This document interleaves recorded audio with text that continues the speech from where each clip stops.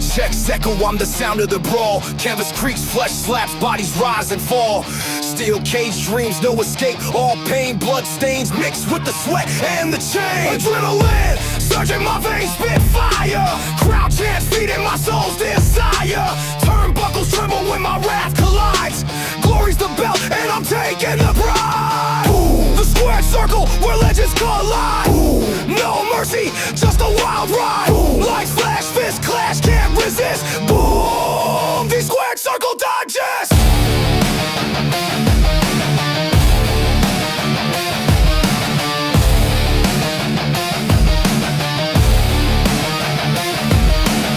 Pyros ignite, shadows dance in the glow. Ringside roar, it's a gladiator show. Chokeholds tighter than the grip of the night. Climbing the ropes to new championship heights. The mat's a battlefield, no room for doubt. Every move calculated, every scream a shout. The bell tolls louder than a sinner's regret. This is the place where the bold never forget. Boom. The squared circle where legends collide. Boom. No mercy, just a wild ride. Boom. Like flash, fist clash, can't resist. Boom. The squared circle digest. Boom. The squared circle where legends collide. Boom. No mercy, just a wild ride. Boom. Like flash, fist clash, can't resist. Boom. The squared circle digest.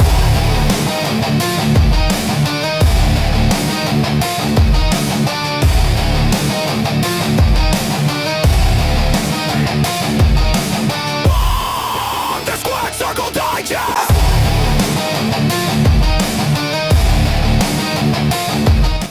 Oh, we are live. It is 7p. The place to be. It is the Squared Circle Digest.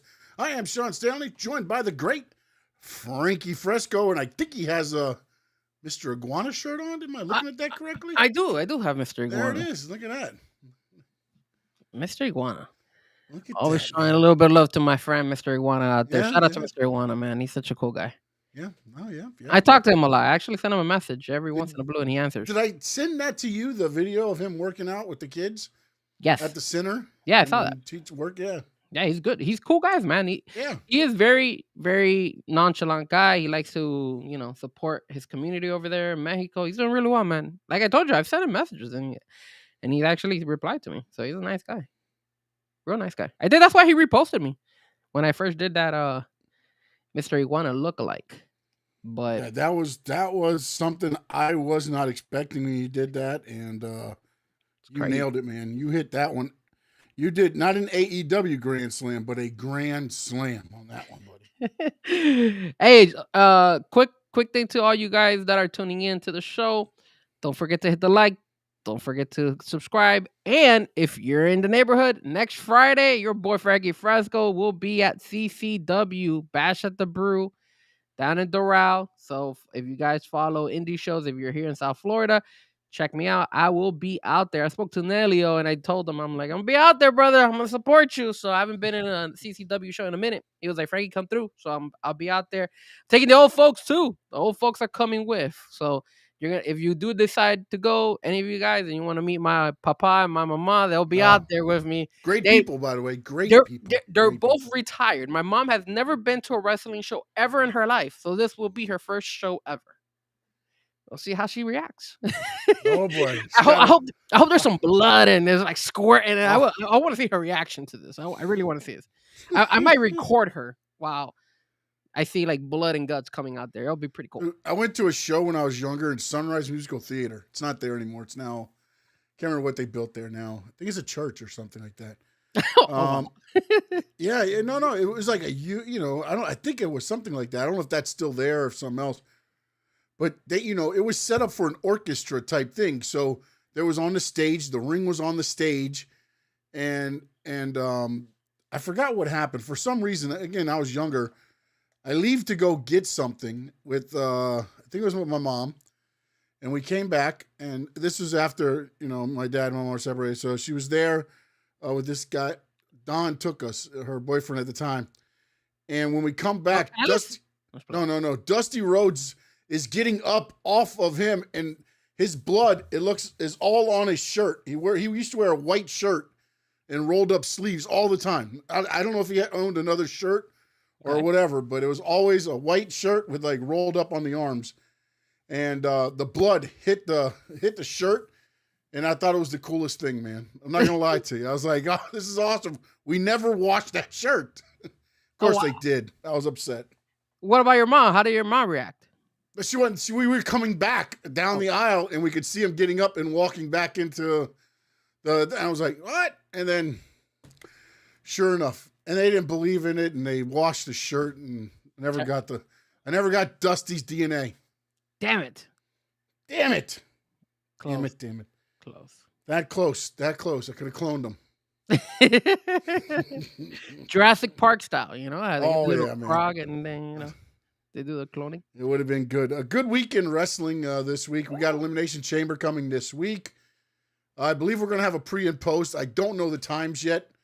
We'll work with 2 Raw for SmackDown on that. Unless you've heard, Frankie, I don't know. I know you were looking at times, but I don't know if we narrowed down an exact time is what I guess. We have not, but 100% guaranteed your boy Frankie Fresco will be there for the post. I will be there for the post. Right. If they do the pre, if you guys do it early, I won't be able to do that. I DJ from 11 to 3 o'clock in the afternoon, so that's why if you guys do 1 o'clock, I'm not gonna be able to be there. But if you do it at 4 or 5, if you do it at 4, I'll probably be driving. If you do it at 5, it'll be perfect because by that time I'll be home. So, but whatever. I'll go with Adrian and Tony and see what they're doing that, and then Yep. but there will be pre and post coming your way. But we are still doing our picks on the show. So what I'm gonna write down the picks I do here. And then I'll go exact opposite on the other show, and then I should win one of them, I think. And on top of that, we need to predict what is going to be in that box, too. Oh, my God. Yeah, that's true. Yeah. I've heard some wild, outlandish stuff now. And like the one that – and we'll dive into that when we talk Elimination Chamber. I want to start with something that just happened last night. And well, actually, there's 2 things that happened last night but let's start with the good one. The good heartfelt one in AJ Styles, the tribute to him, Frankie Fresco. Did you get to watch it live? Were you watching it like a DVR? What were your thoughts on it? And we'll start with that. What were your thoughts initially on it? All right, so I started watching a little bit late. I saw it. I was like 30 minutes behind. So I think WWE finally got something right. I am happy. I'm actually thrilled that they did this for him. I thought it was a right moment. I like the fact that they incorporated Gunther at the very beginning. They kicked him out. They wanted to make sure that this was just dedicated for him. I like the fact that they surprised us at the end. If there's one little thing that I'm gonna fault, it's not WWE. It's actually the Atlanta crowd. It was kind of lackluster when he came out and he actually had his music. Like I didn't hear them cheer. Like that's your guy. That's one of your guys. He's from there. Like I would have expected a louder pop for him, but that's not WWE's fault. That's you, Atlanta people. I'm telling you, if The Rock would be retiring here in South Florida, we would go wild, right? That's our guy, right? So overall, I think they nailed it, and I loved the fact that they brought Taker at the end. They went ahead, and what a way to end this night for AJ by giving him the opportunity and letting him know that he's now going to be a Hall of Famer in the WWE. And of course, this is good for WrestleMania. Obviously, you're going to be able to go check out and see AJ Styles at the Hall of Fame speech, and then you're also going to see him in WrestleMania when they like to bring him out just to go ahead. Yeah, night 1 and 2, they bring them out each night, one for introduction and stuff there. I thought it was great. Great work by WWE, in my opinion. I thought everything was great. I agree with you there. The one thing I will fault WWE on is this. You're on Netflix. Let it play. There was a lot of stuff that happened afterwards that they made you go to their, again, it's because they wanted you to go to their social media and see all the other stuff. I get the business side of it, but you're on Netflix. There's no time limit. There's no, the one night where I thought you should just let it play. Because I'll tell you now, when AJ did the thing and I saw the, producer name come up and I'm like, they're going to cut this off now? I was a little bit like, damn, this is going to be rough. And then I saw them file out. And then they put up another one. I'm like, oh no, now that's going to be it. And I just felt it was kind of short. And then like you said, the surprise at the end, I thought was a great bow, but I thought you could have let some of the stuff play out. You show Abyss, you show Frankie Kazarian, you show the Good Brothers, all them there, and then you don't show them the moment they're with AJ. Unless you go, of course, to their social media and you see the TNA Legends picture that they have, and then the Good Brothers picture, and of course all that's going on. I just thought, again, it's one of those things. I get the business behind it, but again, you're on Netflix. You got people paying subscriptions to watch it. If you're going to cut everything off and make me watch social media, then I'll just watch social media. Maybe they have some type of agreement where they can't go certain time limit. I don't know, but No, I mean, again, I am ignorant in that part of it. I don't know if they do have like a 2:45 or whatever, but that was at 2:40 last night. I think it was 2 hours and 40 minutes total that they were in and out by. yeah, I mean, it was nice. I guess Yeah. if you're a hardcore fan, you wanted to see more, you would go to their WWE social media and check it out. Yeah. Again, and I saw it all because it's posts up and things like that. But I did think that this was going to be an angle. I'm not going to lie to you. For a minute there, wasn't it? I was felt like, it. I was like, it just felt like, and then when Undertaker comes out, he goes, We got unfinished business, right? You're not going like, I was like, what?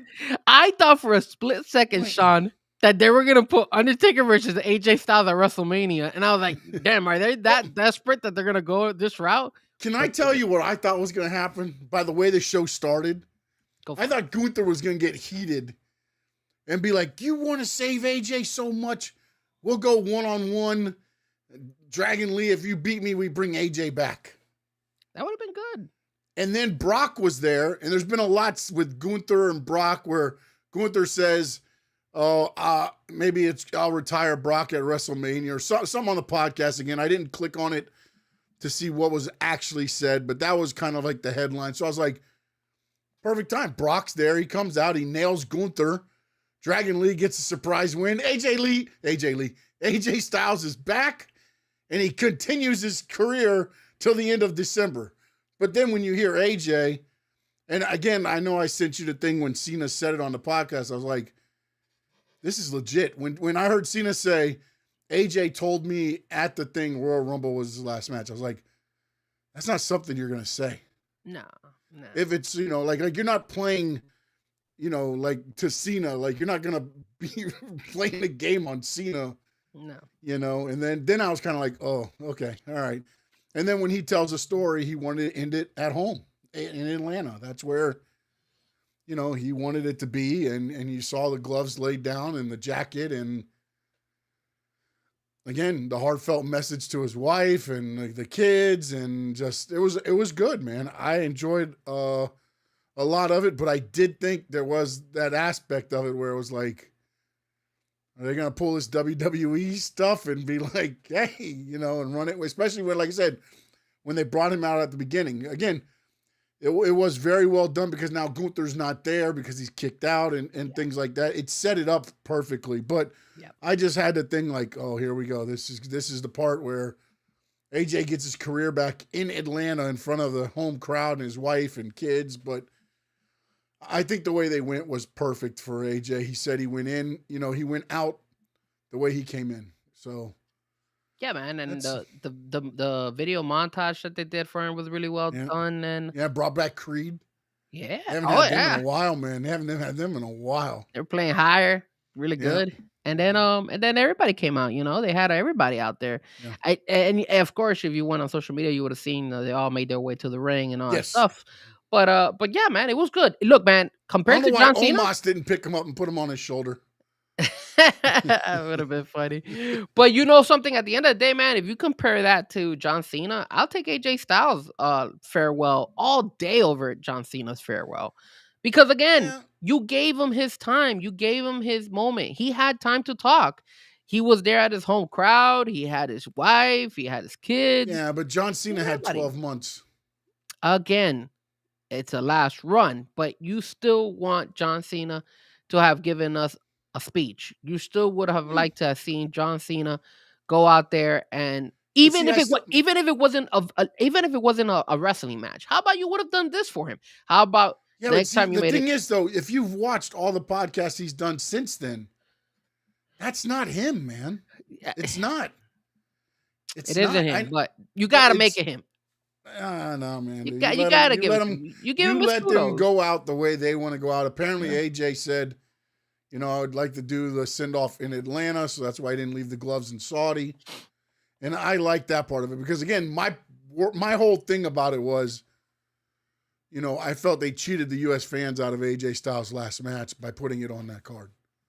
Yeah, I sucked, but So again, his last match in the States was that Shinsuke one. We all knew that. So, but what is the bad thing? What happened? What happened on Monday night, Sean? That it's just, I think these people are jinxed, right? Want to talk oh about yeah, it? the conspiracy theory is going crazy. What is going on there? Because the Vision is now like the surgeons. I don't know what to call them, man. The rehabs. I guess, man. Because look, I thought it was interesting where somebody came out, and again, it was more of an AEW Stan account that did it, but it was very interesting to do it because you said, remember, Triple H came up with the idea to fake the injury to Seth Rollins, to play it along, and bring him back to win and cash in the Money in the Bank on CM Punk when he won it. Fantastic storyline. Yeah. Fantastic. Work to a T. Problem has been, since that happened, Seth tore his shoulder trying to do a diving headbutt across the ring. Apparently, Braun was wrestling with a hernia, sports hernia, and then it ruptured when he flipped over the table. And then last night, Bronson apparently tears his bicep. Just a basic dive across the ring. Didn't land wrong. Didn't land anything else. Just kind of rolled over, knocked the guy off of the pin. And then he looks at his arm, and you could tell there was something wrong there because his arm was literally, like the top of it was like a flabby tricep. The top of his arm was doing that. And I was like, oh, I didn't notice at first. When I came back in, he was on the ground outside the ring. Then they released the footage where I could see it. And they throw the X too.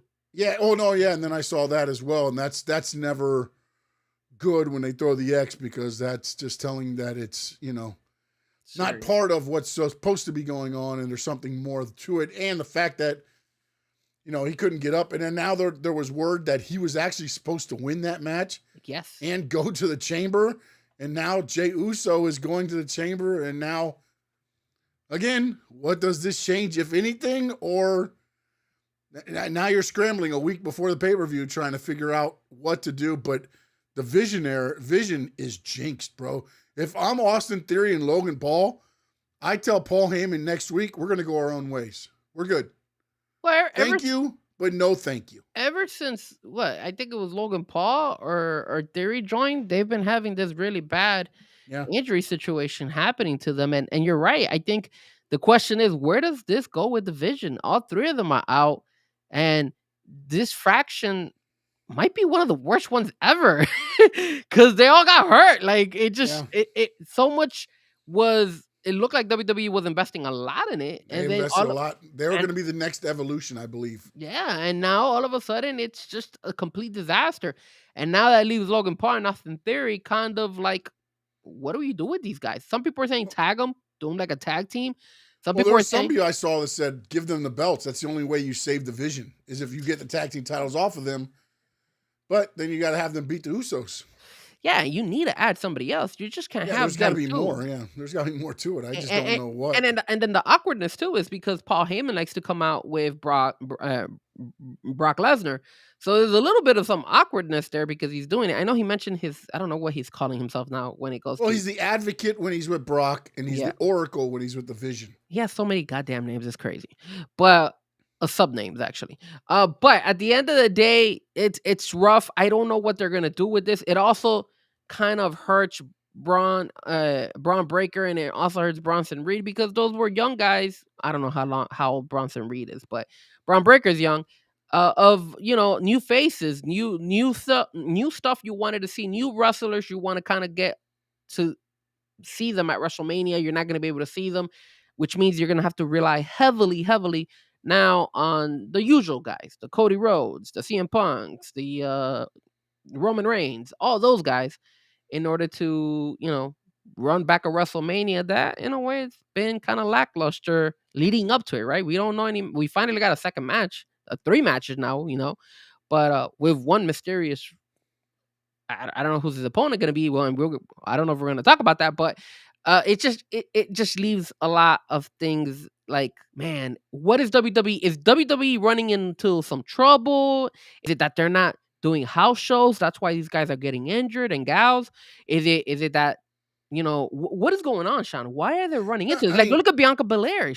yeah, but Until again, now, those are all freak injuries. These are all like, I mean, if they're just getting hurt, like, I mean, Seth's was because of a dive.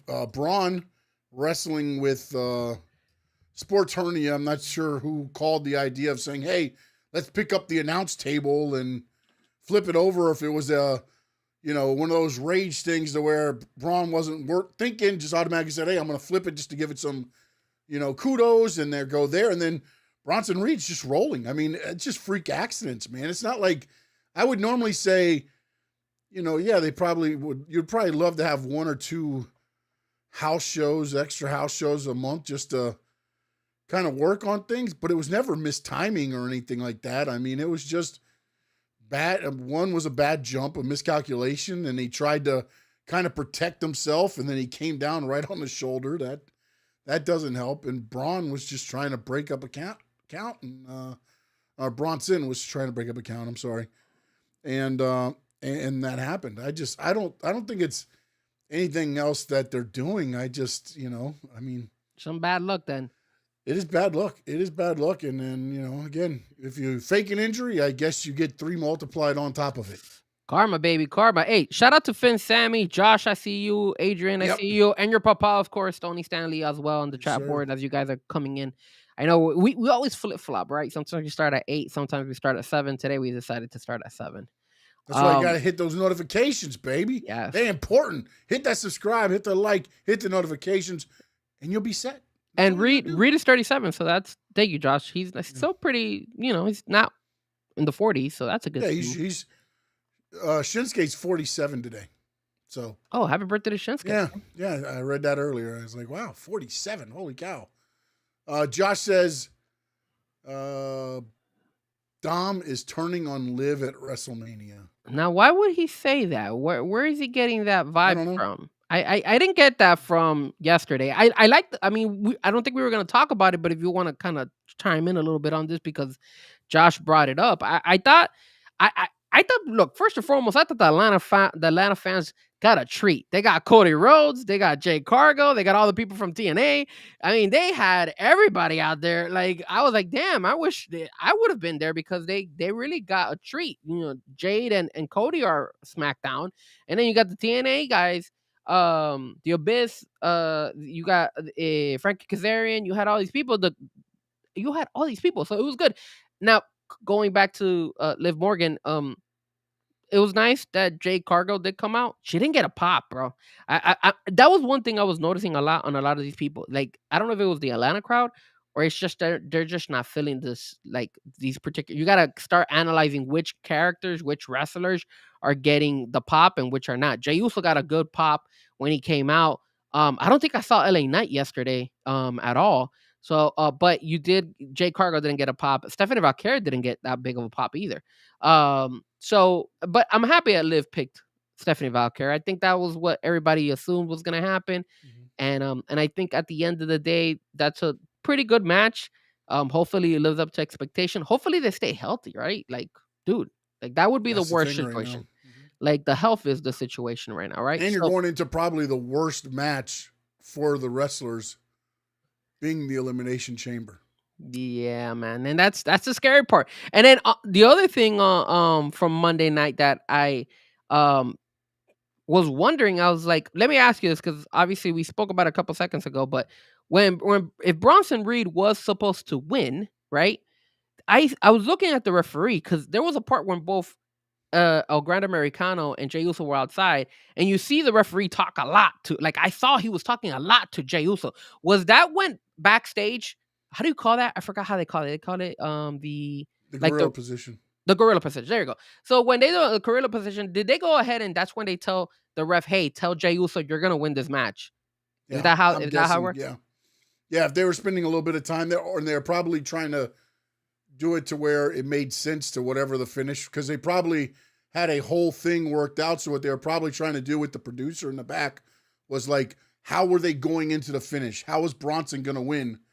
And then what they probably did was just told him, cut the Bronson part out and he'll beat you with the splash. I'm guessing, again, just trying to make sure it kind of went with because you can't change a full match on the fly like that, especially when, you were, I'm thinking Bronson was probably going to steal the win out of it. Like, maybe Jay hit the finish, then Bronson would have took him out, then hit the tsunami for the win or something like that, just something simple.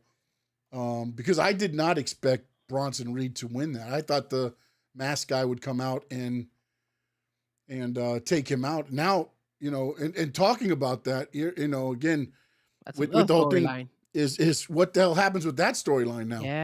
Yeah, because that was a big thing. Like, who the hell is he going to attack now?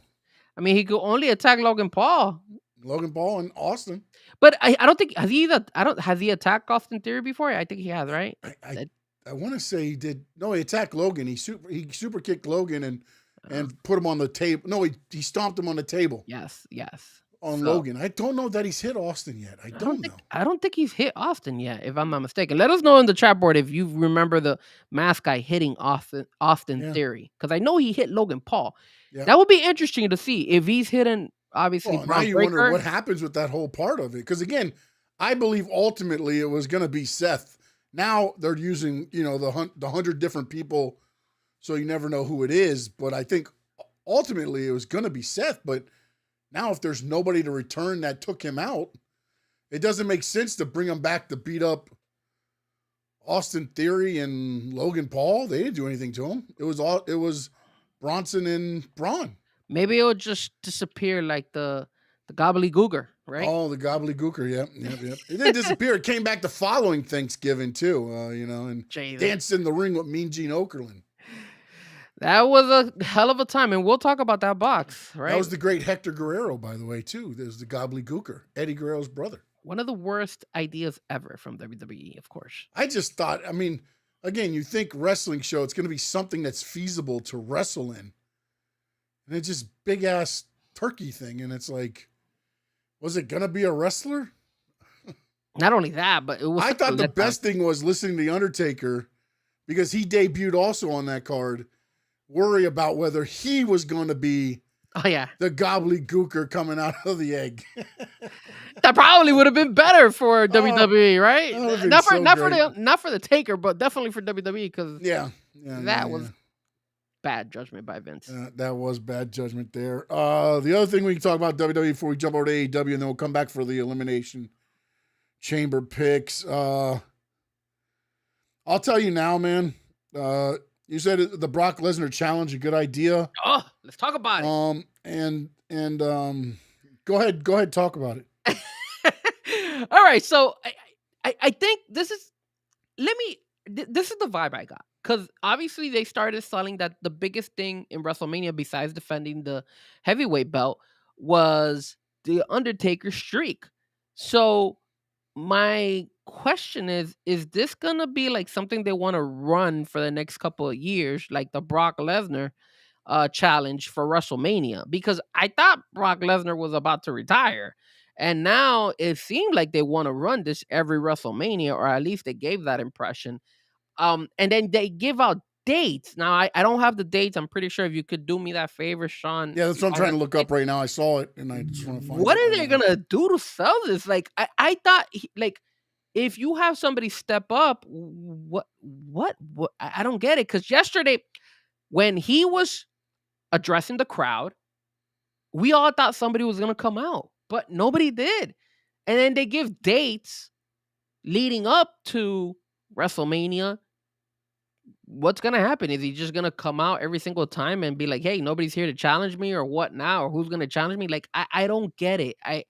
I felt like it was a little bit of a half-ass in my opinion. I don't think they. It's I big think it's a. half-assed. I think it's a desperate move in order for fans to invest on WrestleMania. I feel like they're coming up with just like, hey, we need to blow up WrestleMania because we need people to talk about it. And if we don't talk about it, then this is gonna epically fail. So Yeah. because obviously they thought they were gonna get more from CM Punk and Roman Reigns, and they could, but the problem is Roman Reigns is not always there.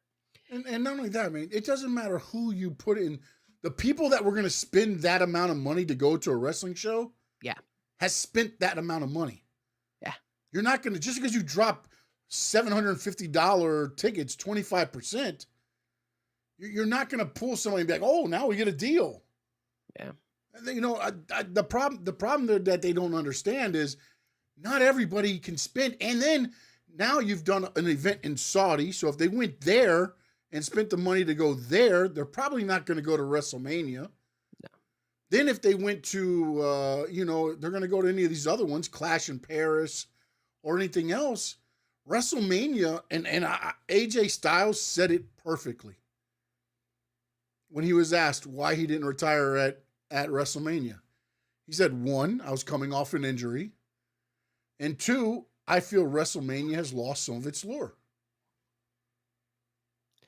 Well, let And me it ask. has. Other than the Hall of Fame now, what makes it different than SummerSlam? SummerSlam's 2 nights. So it doesn't, it's not the Super Bowl anymore. It's not. It's just another show. Well, here's the thing also. I feel that not only is WrestleMania falling off a little bit, but I also feel that the Royal Rumble has fallen off. Yeah. Like I was watching a video, and back then it was a hell of a move. Like, yo, you would push somebody and that person would get the opportunity to wrestle at WrestleMania and they would be elevated to the point where you're like, damn, now he or she is the next superstar. They did that with Jey Uso. Jey Uso didn't work out, and now look where Jey Uso's back. Jey Uso's back with his brother, but now he's in the Elimination Chamber. But Roman Reigns, the safe pick. Royal Rumble does not have the same vibe as like that whole mentality of like, yes, I made it. I won Royal Rumble. I'm going to WrestleMania, and now I'm gonna make a name for myself, even bigger than anything else. You don't have that. So I feel like the lackluster of Royal Rumble is rubbing off on the lackluster of WrestleMania because now people are like, yeah, been there, done that. What's so big about WrestleMania? There's nothing out there. The problem is there's a few problems here. Okay, one is TKO thinks they have the golden ticket, and they don't. No matter what you want to say, this still comes down to being a family entertainment. And if all you're doing is going to the rich families, then you're losing your actual base of your audience, because it's not the rich ones that are all there, watching the eyes on the product. 2, you have to play the safe route, because if you give somebody the ball at Royal Rumble to win, they've got to be able to sell WrestleMania and those damn ticket prices. 100%. So it's no longer, back in the day when you could, have, the feel-good moment. Rey Mysterio wins the Royal Rumble and is going to WrestleMania to fight for Eddie Guerrero after he passed away. The Daniel Bryan, getting, the win, and now he's going to go and he's got to beat the Authority. And you never get those anymore because they've got to have the perfect storm. And to them, it was Roman Reigns, CM Punk. Again, if you look at it, look at what they took the chance, last year with Jey Uso, but look at the women's. It was Charlotte Flair. Yeah. You know what I'm saying? Now, this year they went Liv and Roman. 2 people that are going to sell. Yeah. Do you know what I'm saying? And that's where I think the problem now is, more than anything, is the fact that you're trying to sell $25,000 front row seats, and you've got to have, Roman versus CM Punk. You've got to have Mad if everybody get mad at me all you want. I'll tell you my pick for Elimination Chamber is Cody Rhodes, because you're gonna have Cody be the one going after the belt if you're trying to push tickets. The issue here, Who else there sells those tickets in that Elimination Chamber match? Randy a little bit, but Randy versus Drew, I don't know, man. Here is the thing, Sean. Just like FIFA, TKO is greedy as hell. Yes, You're overpricing us, the fans, and if your storylines are not, killing it, people are not gonna go and spend all this money, especially at the times that we're living in right now. We need to save up, right? If you want to go to one of these events, you gotta pay bread. And keep in mind, they're doing the same thing for the Elimination Chamber. They're blacking out. That way people can't freaking look at an Elimination Chamber if you're 50 miles away from the Chicago arena. So like you're alienating more your fans, because I was thinking as well, one thing that I noticed last year in Las Vegas was there's that hotel that has that big screen where you could actually go to that hotel, check out WrestleMania, and in the pool. Yeah, that place. And I've been there before. I saw it. It's Circa, isn't it? I don't remember the name of it, but it's not on the strip of no, it's over in it's in Tremont Street or whatever it is. Yes. Fremont Street or whatever. It's on Fremont area. Yeah. So that Fremont and that Fremont area, hands down, it's improving a lot. Yeah. It has a really cool thing. That's where I actually did the zip line and all that stuff. The outside is fantastic. Yeah, no, it's awesome. So then now you're alienating those people, because now those people who are the you and me, right? The you and me that are like, oh, okay, you know what? I can't have tickets to buy to go to WrestleMania and go watch these matches. Let me go to a bar. Let me go to that hotel. Let me go catch it out. Now I can't even do that. Now I have to watch it from my house or from my phone or from my tablet or from my laptop in order for me to watch it. And what happens next year? Probably the same thing. I'll probably next year's a given because it's in Saudi. Exactly. So then what happens? All of a sudden now you're eliminating the excitement of me going and saying, "Hey, Sean, dude, WrestleMania's in Miami. Let's go." No, because we're already here. We've already seen it. Yeah, but I could just see it on my phone. Look at people that are not season ticket holders when it comes to football or anything like that. Hey, I'd rather watch it at home because of this and that, because it gets pricey. I don't like this. I don't like that.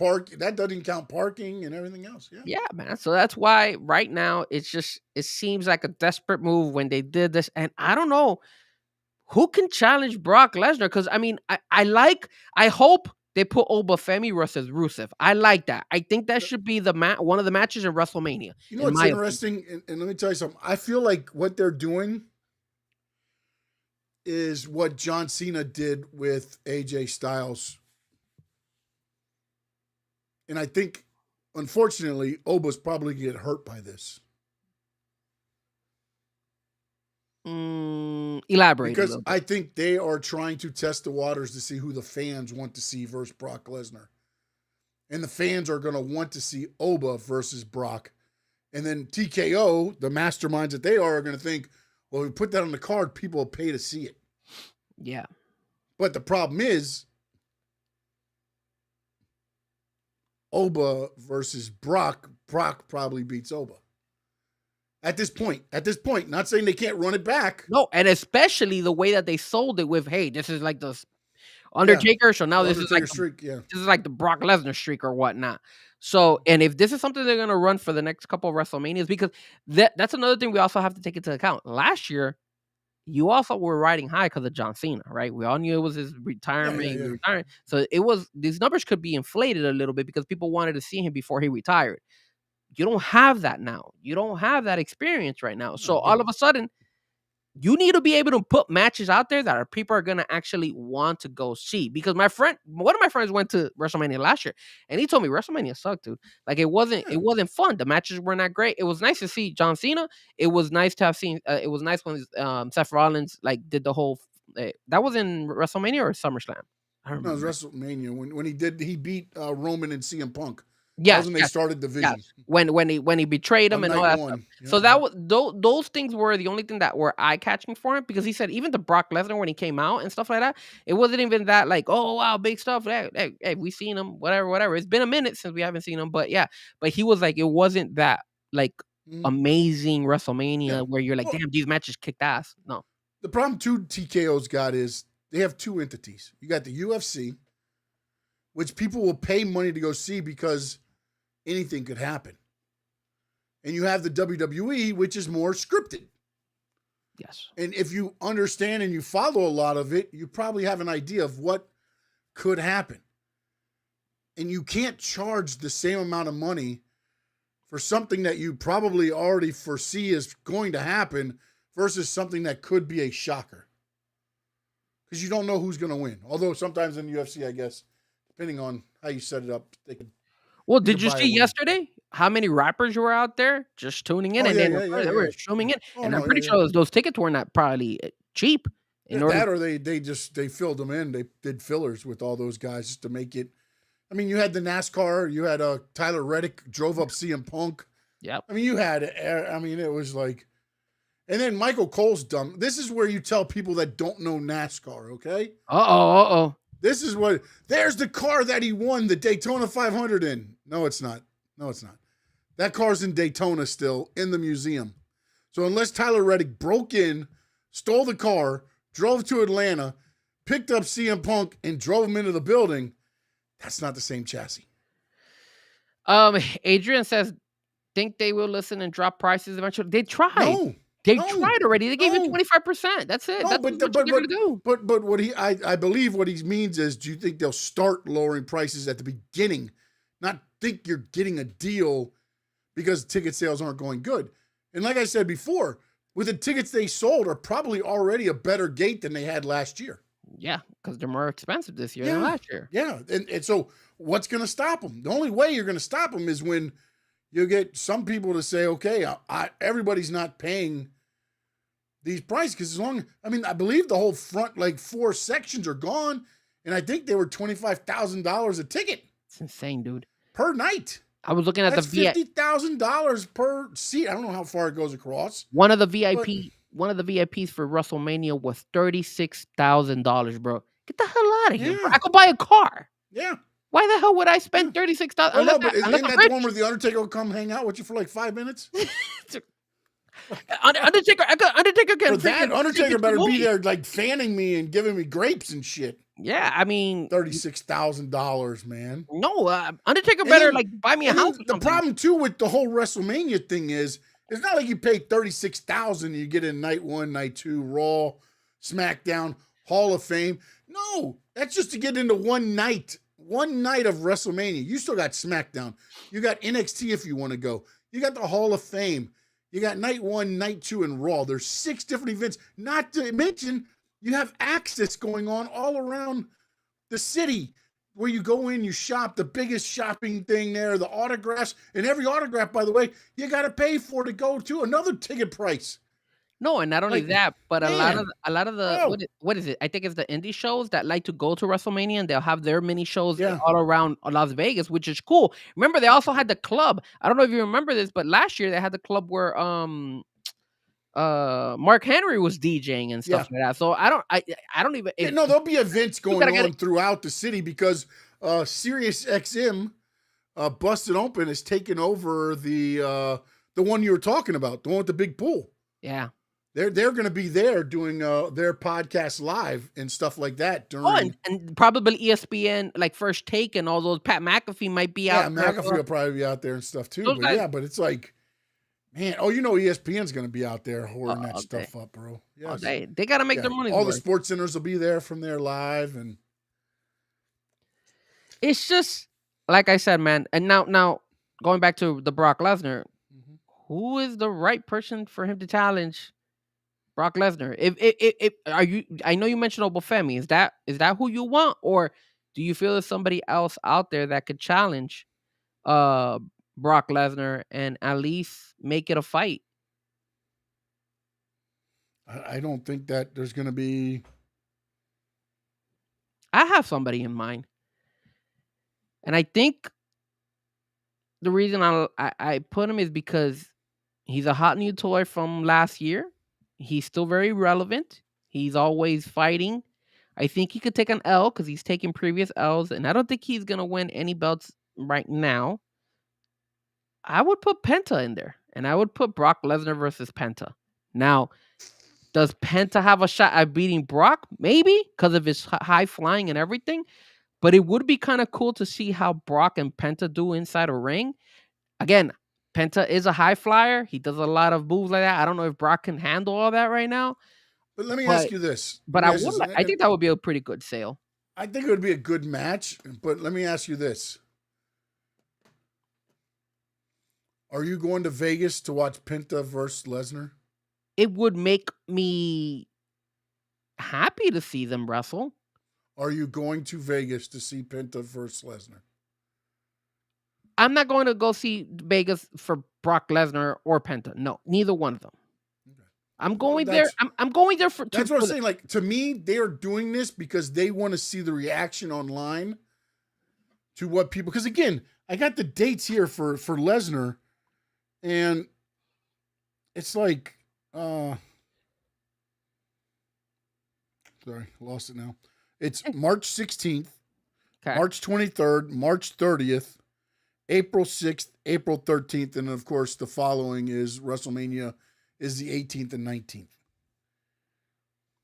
My thing is, why did they? Are they having a hard time selling these Monday nights? Is that what it is? No, it's the big cities, so they're going to make sure that they get the big. It's San Antonio, it's Boston, it's New York City, it's Houston, it's Sacramento. Adrian, see, he says going for the hookers. WrestleMania is a bonus. If you guys haven't been to Vegas, there is a lot of friendly women out there that like to hit on guys late night if you're into all that. But I will say this: I don't know what was the whole point of announcing him, because what are they gonna do? Are you gonna bring somebody each and every single time out and for his date, and like the days that he's gonna show up on Monday night? Is he supposed to like beat him up, or is he supposed to just like trash talk with them and then he'll make a decision heading into WrestleMania? Like, what was the point of them mentioning his dates besides, hey, Brock is gonna be there? The whole thing to me is stupid, okay? Because you're going to sit there and say, you know, stupid, yeah. huh? No, the whole thing is stupid, yeah. Well, no, but I mean, you're saying Roman and CM Punk is not the main event. This and this is not the main event. This is better than the Taker streak. So why am I paying to watch CM Punk take on Roman Reigns? If you're saying that Brock Lesnar, you're poo-pooing on your own stuff. Well, no. Paul Heyman did say that besides the wrestling thing, besides the wrestling for the belt, that the next biggest draw was the Undertaker streak. He did say that, yeah, last night. So he wasn't saying I heard that wrong. I heard him say. I heard him say. Okay, I didn't hear him say it that way. I heard him say. Yeah. He said the two biggest things that you want to go see was obviously who's going to win the belt, or who wins the belt after defending it, and then the next biggest draw was the Undertaker streak. Well, we brought Brock Lesnar, who's the guy who stopped that streak, and now he's opening up an open challenge for WrestleMania. Yeah, I think it's dumb. It's dumb. Yeah, because it's not. He doesn't have the same aura as the Undertaker either. Who is going to fight freaking? Like, what? Sami Zayn going to answer the challenge and go in there and fight Brock Lesnar? Like, you're not. It's not going to be like some Trick Williams going to answer it and go fight Brock Lesnar. Who in their right mind is going to be like, yes, let me get in with Brock Lesnar? It has to be somebody that could take an L, because obviously Brock Lesnar is not losing. Oh, I don't think he is. If they want to continue this, because it sounded to me if it's a like one-time thing, then that's different. But it sounds like what you're saying is true. And I heard that, honestly, I heard it was going to be LA Knight versus Brock Lesnar at WrestleMania. Oh my God, bro.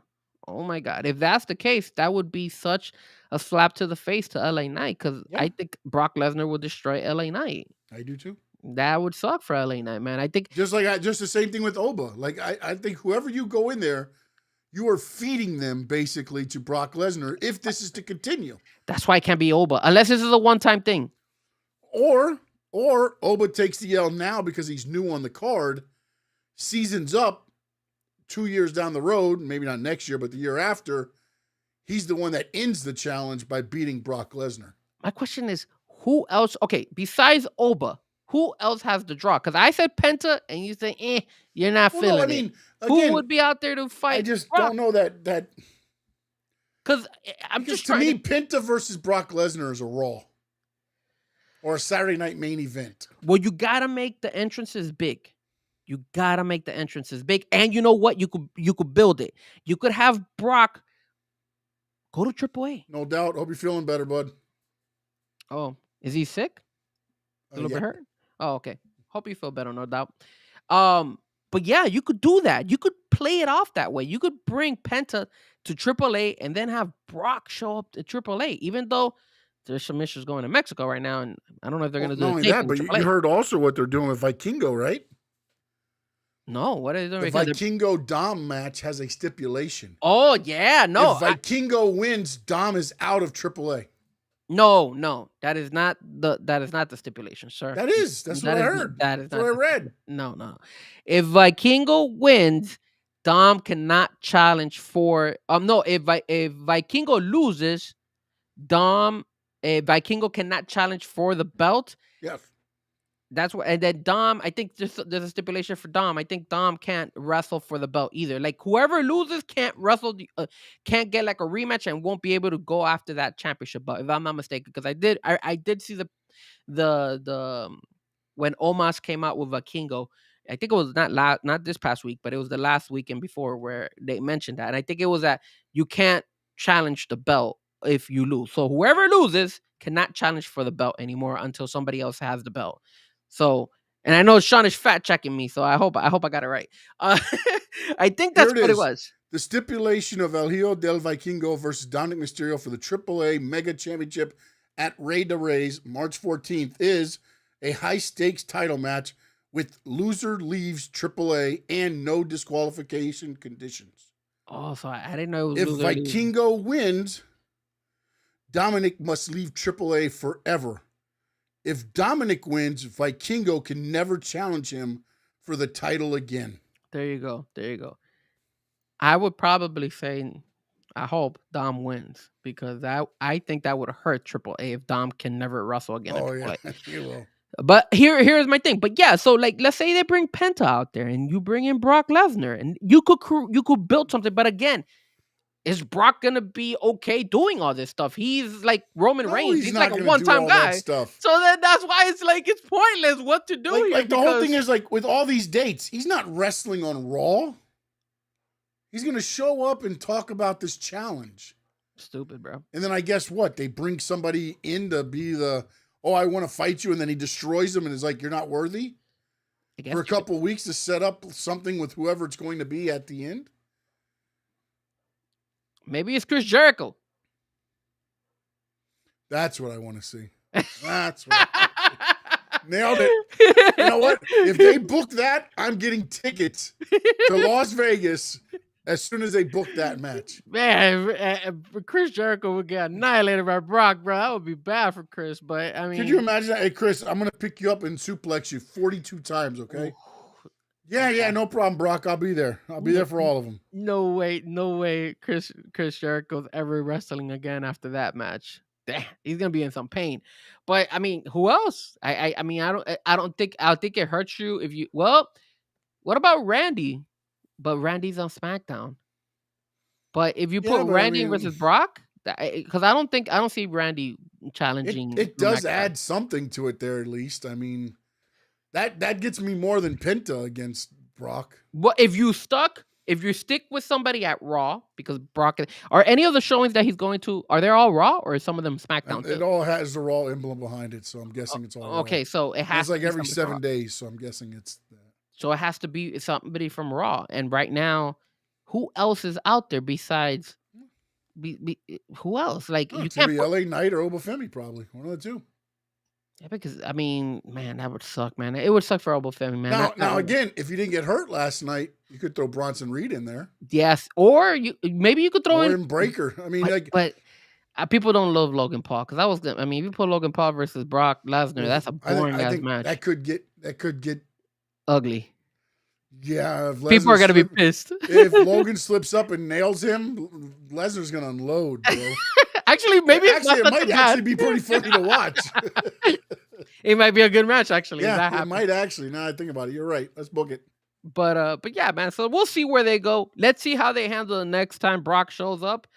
But I think it's a desperate move by WWE in bringing him and trying to do like a challenge for him. I thought that's just not a good route for them. But hey, maybe it works. Maybe it turns out. I mean, look, they're throwing they're putting all their marbles in one basket, right? The Brock Lesnar challenge, CM Punk with Roman, that stupid box. What's gonna happen if that affect Elimination Chamber? That will affect WrestleMania. I mean, they're trying everything. They're just throwing things out there to see if they could get the fans' interest and just be like, wow, okay, we're really in it. So screw it. Like But the only way you're really going to get somebody in it is if you start lowering prices. that, and you make good storylines, Sean. Like they've been No, dude, lackluster, bro. I don't give a damn what your storyline is. I ain't paying fucking $500 for a seat. No, You're right about that. no. The You're right fucking about that. opera stuff isn't even that much to go watch like legit Emmy Award winners. You know what I'm saying? Like, Lower the price and you'll see fans out there. You don't lower the price, you're gonna see some empty seats. Was there some empty seats over there in Atlanta? I thought I saw some empty seats. I'm sure there was. I I'm thought sure there was is. there were like on the side, on the right side, it looked like they had the seats covered in black. I don't know if that was just Well, you how have the to rail also was. remember too. There's sometimes where there's a hard camera. I don't know which area it was at. They do corner off that like section, but I don't know if that's the section or whatever. I don't know. So, but I'm sure there was, man. There's been a lot. They haven't sold out like necessarily every place as far as like what they book, but they have been, getting close. I mean, it's like they miss it by 200, 500, something like that. I mean, even now, think about it. When they say ticket sales are lagging, they've sold 37,000 of 42,000 available. So when they say only 5,000 haven't been sold on each night. Again, this is where they're saying we're having issues. But you've already sold 37,000 at the prices you were gouging people with. Well, I think one of the reasons why they are saying that as well is because most of the tickets that I believe it's on Ticketmaster that are available for WrestleMania, and I'm just gonna go in it right now. Let's say the Saturday, right? I'm just gonna go on Saturday. I think the ones you might, sorry if you see the reflection on my glasses, but if you look at it, a lot of the seats that are pending to be sold, I believe, are the no, well, damn, look, damn, no, it looks bad. So if you look at Saturday's showing, damn, Sean, it looks bad, man. How do I share my screen with you? Can I share my screen with you? This is crazy. This does look a little bit, not good for WWE. Can I share my screen with you or I can't? Maybe I can. Let me see. Share screen. Yeah, I think I can. All right, check this out. Let me see if I can share this with you. Yeah, hit the little bottom part. There you go. Yep. Look what I'm sending you. Okay, hold on. This is insane because this is just Saturday, and this is on Ticketmaster. So I don't know if it's just people reselling it. I'm just putting this on the screen over us for right now. Just so That's fine. That's fine. There we go. So look at all the blue. That is insane. If you're looking at that, and then look, I'm just gonna zoom in. All right, and let's see. Let's go to Sean. Where would you like to sit, sir? Where would we sit? Where's the ring? Here's the ring right there. There's the ring right there. I'd probably be those two blue seats right there. These? No, these right there. Wait, hold on. I can't see. I don't know where the ring is. Where the ring Here's is. the ring. Here's the ring. You see my mouse, right? Go down. Go down. Okay. Okay. Down. Oh, these. Down. Yep. Okay. Let's see how much they're going for. Oh my! Hold on. Yeah, $2,400. No, thank you. $2,409.60. Damn. And that's not even VIP, bro. You know what I would tell somebody when they tell me those seats? Kiss my ass. Hold on, guys. Hold on. Let me see. If I wanted, and this is only for Saturday, bro. Jesus, my computer's acting up. Jesus. All right, here we go. Oh my God. All right, man. Screw this. I'm already getting mad. Let's see. You know what? Let's do this. Let's say best seats. $16,000. Where are these seats located? Oh man, look at that. You gotta be dead center right there in that side right there. Oh my God. All right, bro. I'm done with that. $16,000. Go kiss my ass for that shit. I'm not paying that crap. All right, you can take that. You can take that screen. Just looking at this is making you give me a headache, man. Just looking at these prices, it's just hurting my eyes already. It's pretty bad, Sean. Not good, not good. But there you go, my friend. 16,000, 2,000. It's not good. No bueno, my friend. And like you said, Sean, they lower the prices, bro. I know it's WrestleMania, but it's not the WrestleMania. Hey, 2 night SummerSlam, same shit as WrestleMania. 2 night WrestleMania, right? Same crap. Yeah. Nothing changes. So here it is. For this is WrestleMania Saturday, so that'd be night 1, right? Yes. There is 6,500. This is as of 5 days ago. There's 6,546 available tickets. The current setup is for 43,416. There's also 1,100 combo tickets.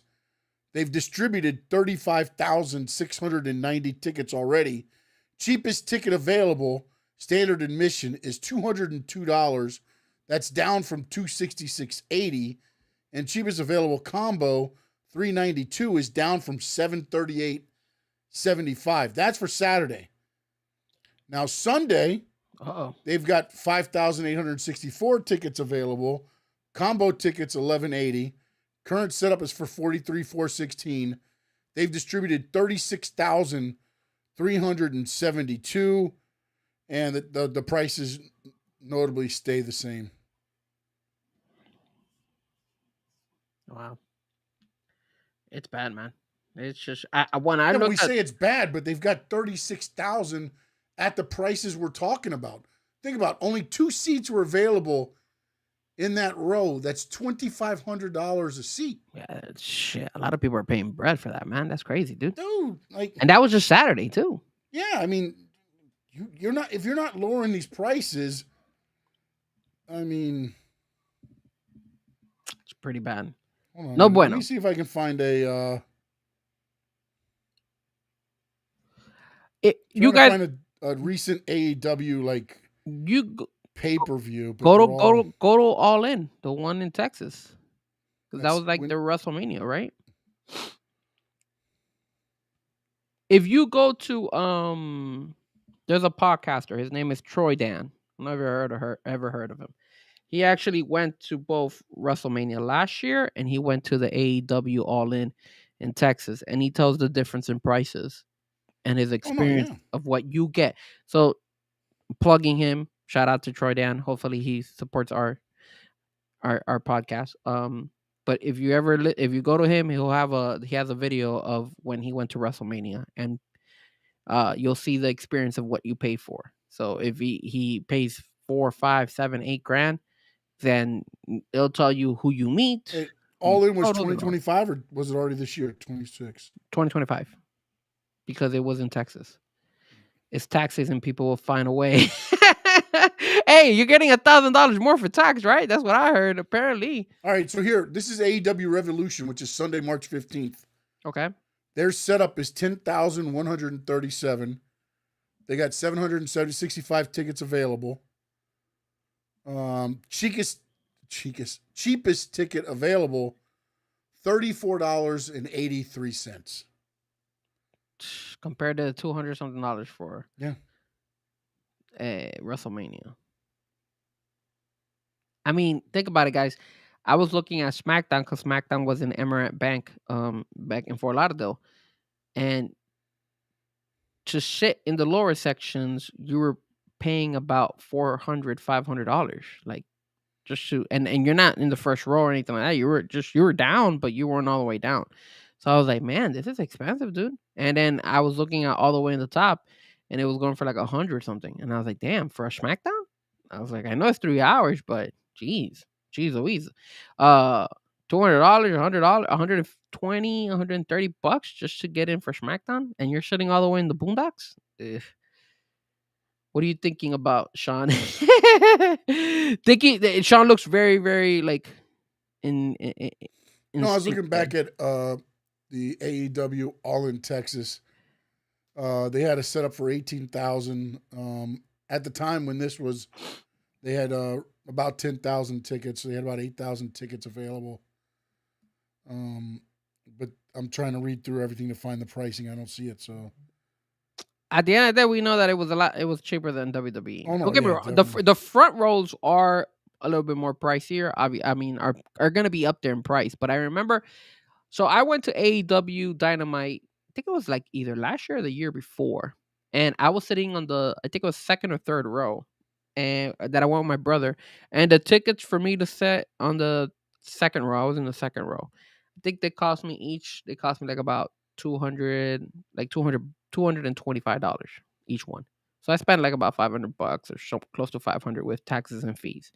But I was sitting 2 rows from actual ringside, so it wasn't bad, and it was Dynamite, so it wasn't like anything crazy. So, but it was worth it. It was fun, and it wasn't that expensive. So they can't afford to raise the prices. No, they cannot. But here's my question: I'm shocked that a lot of people have not gone ahead and taken advantage. Like AEW has not taken advantage of the prices of WWE to the point where they've gained more fans. Like they stayed stagnant.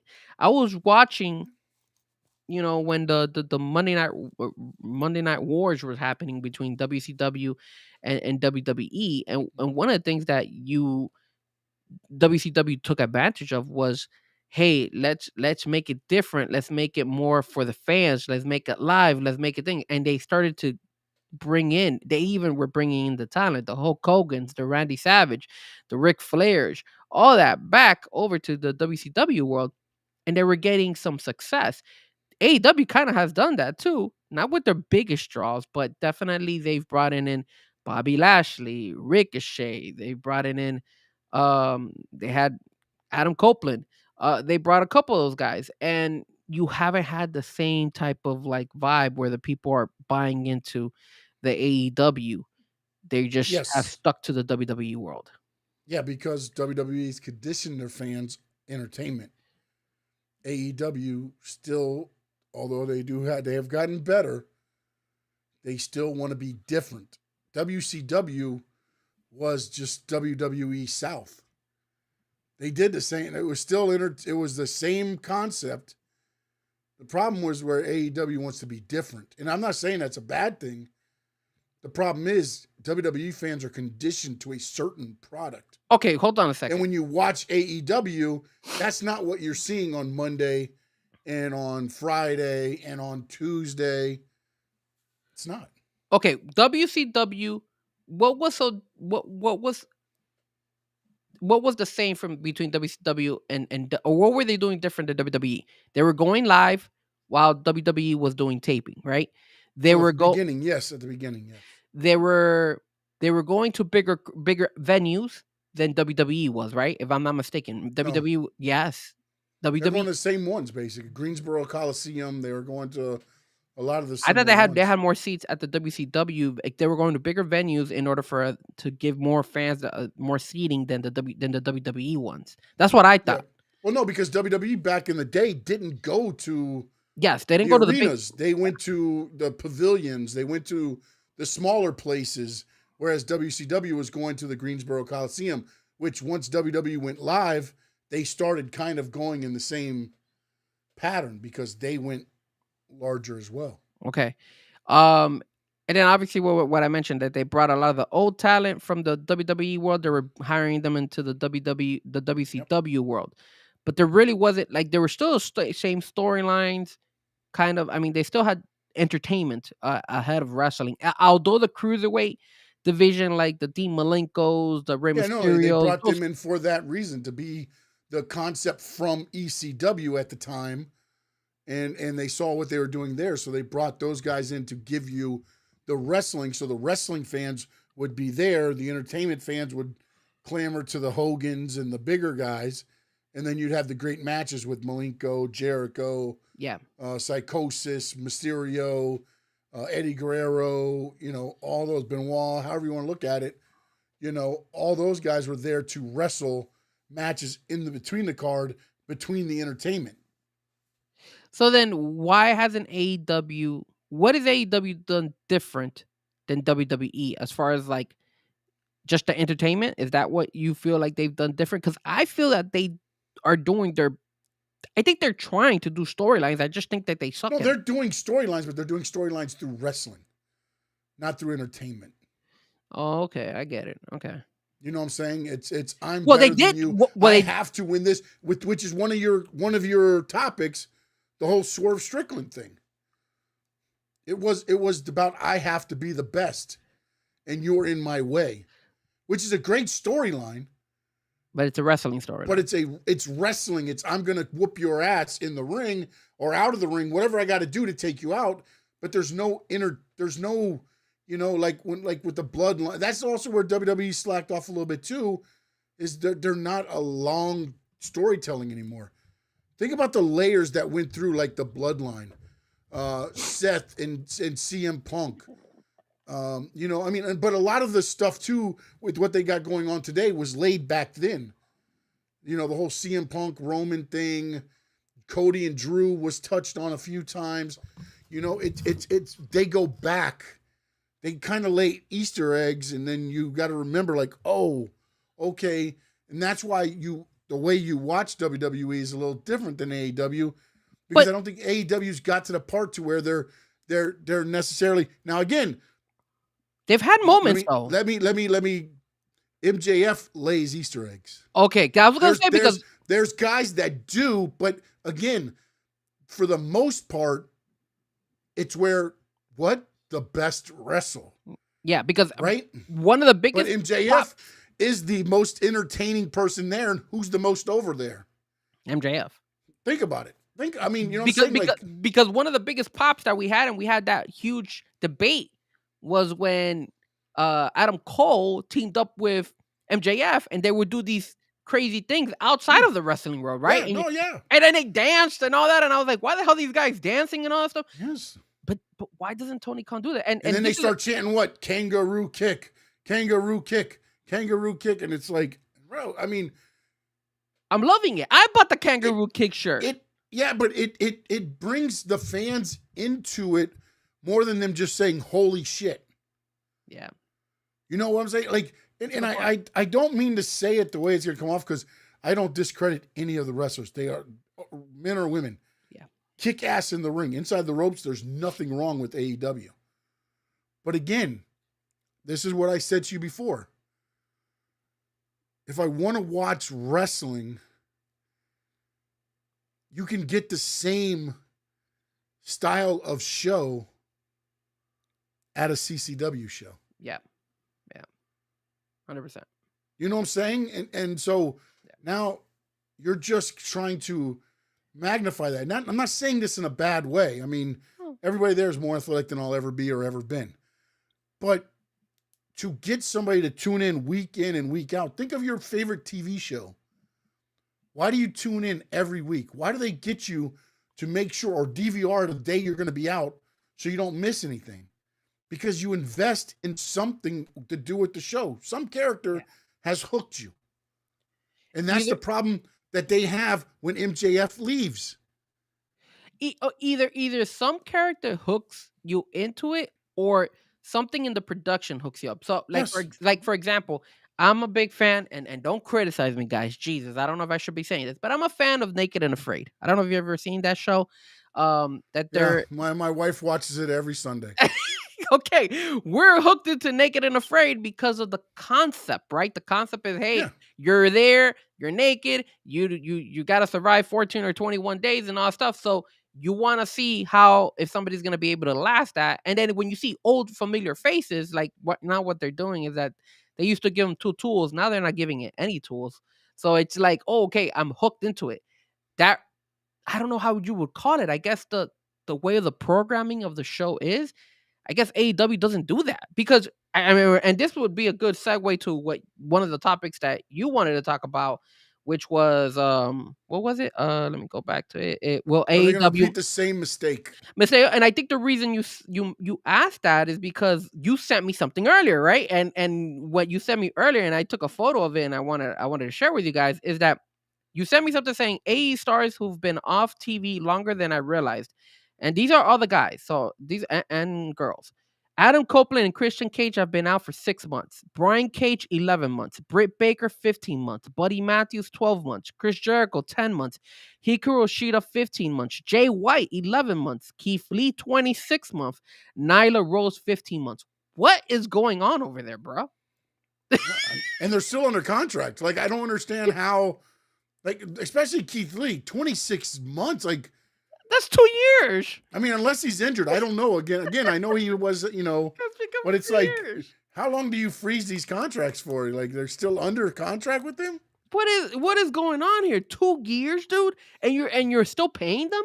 Like, Yeah. dude, that's just bad business, dude. They're paying you to stay home, man. That's the best thing. That's what happened when WCW went out of business. This is the funniest thing I've ever heard. What they did was WCW was paying most of your mid-card and low-card guys through them. Those are the contracts Vince got. He didn't get the guys that were being paid by Turner through Turner Broadcasting. Because they're through the roof. Because, one, they were through the roof, and none of those guys showed up until their contracts ran out. So that's why when they did the invasion angle, it was like Booker T and Sean Stasiak and Billy Kidman. Not that they're bad, No. but But it they wasn't weren't the the names stars, because yeah. they didn't have those contracts because they were signed to Turner. And Hogan and all of them are like, I'm just going to sit home for 12 to 15 months and just, they owe me the money. So they're going to pay because they're guaranteed. Well, that's another thing, right? And similar to what, and again, I'm referring back to WCW and all that stuff because I just saw that like a documentary of it. Mhm. But there were also that when Hogan, Ric Flair, when all those guys, Hacksaw Jim Duggan, when all them made their way to the WCW world, they had that click and they were kind of controlling the asylum, right? They were the ones that were holding it down, and they didn't want anybody to take a bad hit and lose to an up and comer. That's why Jack Hacksaw Jim Duggan beat Stone Cold Steve Austin, and then Stone Cold Steve Austin never was able to go up. He eventually got injured, and then he got his papers through FedEx, which eventually led him to go to Well, ECW. Then also he went to Eric Bischoff and he said, I just want to wear black tights and boots and wrestle. And Eric Bischoff told him, nobody will ever pay you money for that. Nobody will pay money to see that. Yeah, but you could have at least, if Eric Bischoff would have been smart, he'd be like, how about we work together and try to get you a gimmick that will actually make you sellable to the But crowd. they did that gimmick and it made him Stone Cold Steve Austin. Yeah, no, well, the Think about it. He was brought in as the ringmaster. yeah. And he was like, why don't you let me talk to Vince? He was like, why don't you let me talk? I can talk. I don't need Ted DiBiase to be this guy and this and that. And then he's like, okay, we're going to give you a chance, but you got to come up with a name. And the wife was English. Is that what it is? Because she's like, drink your coffee before it gets stone cold, or drink your tea before it gets stone cold. And he was like, that's it, Stone Cold Steve Austin. And then luck have it, he's wrestling Jake the Snake Roberts, who's on a coming back. He's found, the Lord and preaching everything else. Yep. And he cut a promo on Jake, on Stone Cold because Stone Cold busted his lip, had to go to the hospital to get stitches during the event, got back, and as he was walking to the ring, Michael Hayes, at the time was known as Doc Hendricks, said, hey, Jake Roberts cut a promo on you talking about all the Bible and things like that. Yeah. And after you win, we're going to have you say something. And then that's when Stone Cold wins. He goes up to the thing. He says, John 3:16, said this and this. Well, Austin 3:16 says, I just whooped your ass. Yep. And it was over from there. It was over. signs. It was everything else. 316 became the biggest t-shirt merch sold. Allow guys to be themselves and turn it up, a lot of people will surprise you. Yeah. The problem is you try to fit them into, oh, we need you to be a hockey player. We need you to be a clown. We need you to be the repo man. We need you to, no, dude, that's cartoon 80s shit. And that's where Vince was having the problem. I need Dr. Isaac Yankem. What? Oh, you know what? Nash Hall just left. All right, I got a better idea. We'll bring out a fake Razor and a fake Diesel. Oh, that was so terrible. And all this is Glenn Jacobs was Dr. Isaac Yankem. Glenn Jacobs was the fake Diesel. And then you don't know what to do with them. And all of a sudden, The Undertaker goes down and wrestles him and is like, we need to bring that guy up. And he becomes Kane. You had him under 4 or 5 different gimmicks before you figure out that, hey, let's make him Kane. But I think that's where AEW falls short, because it feels like AEW tries a gimmick with them, and if it fails, they don't try to revamp that wrestler to be something different. They kind of just push him to the side, or they'll stick him in Ring of Honor and call it a night. And I think that's where the it younger hurts. guys. Whereas with like Swerve, you asked about Swerve with the move. I think it's to freshen him up. It's a refresh. And then also with MJF as the lead heel, who's the second heel there right now? It's Swerve now. You got the Don Callis family, but I mean, they're just I don't know what they are. There's a bunch of guys there. Yeah, and Kyle Fletcher, they made the Young Bucks back to being babies. The FTR is kind of a heel, but they're kind of sucking really bad right now when it comes to. They're the champions. I'm not feeling this heel move by them. They've been with Stokely, and it's just for me, it's not selling as much. But then you have, Kyle Fletcher was riding high, and he's a great wrestler, but it seems like he always falls behind because of the Don Callis and all the people in there. He needs to break away from them. Look at Okada. Where the hell is he? I don't know. And now that they got Andrade El Idolo, so they're pushing him, which is great. And he has the potential. I mean, I don't know if you saw the house show where the girl that was with MJF doing the yeet too as well on Zilla Fatu. So they went ahead and they did a kick to the face to one of the fans to the girl, but obviously I think she had to be part of the show because it was a stage. I think she's like somebody getting trained or something. But so you're pushing these guys, but then you fall back and you're like, you move some of these guys and you don't do nothing with them, and I think that's where your whole concept of like, are they gonna go ahead and fall to their old habits and their old ways where you're not gonna see anything more from AEW. You're not gonna see, they're gonna keep making those mistakes that at the end of the day drives fans away, because you're like, man, I was so invested on Sammy Guevara. Where the hell is he now? You know?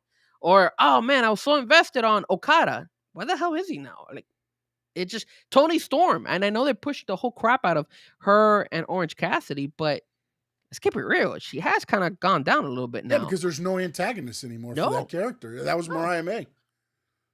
Or Mercedes Moné, and Mercedes Moné is out.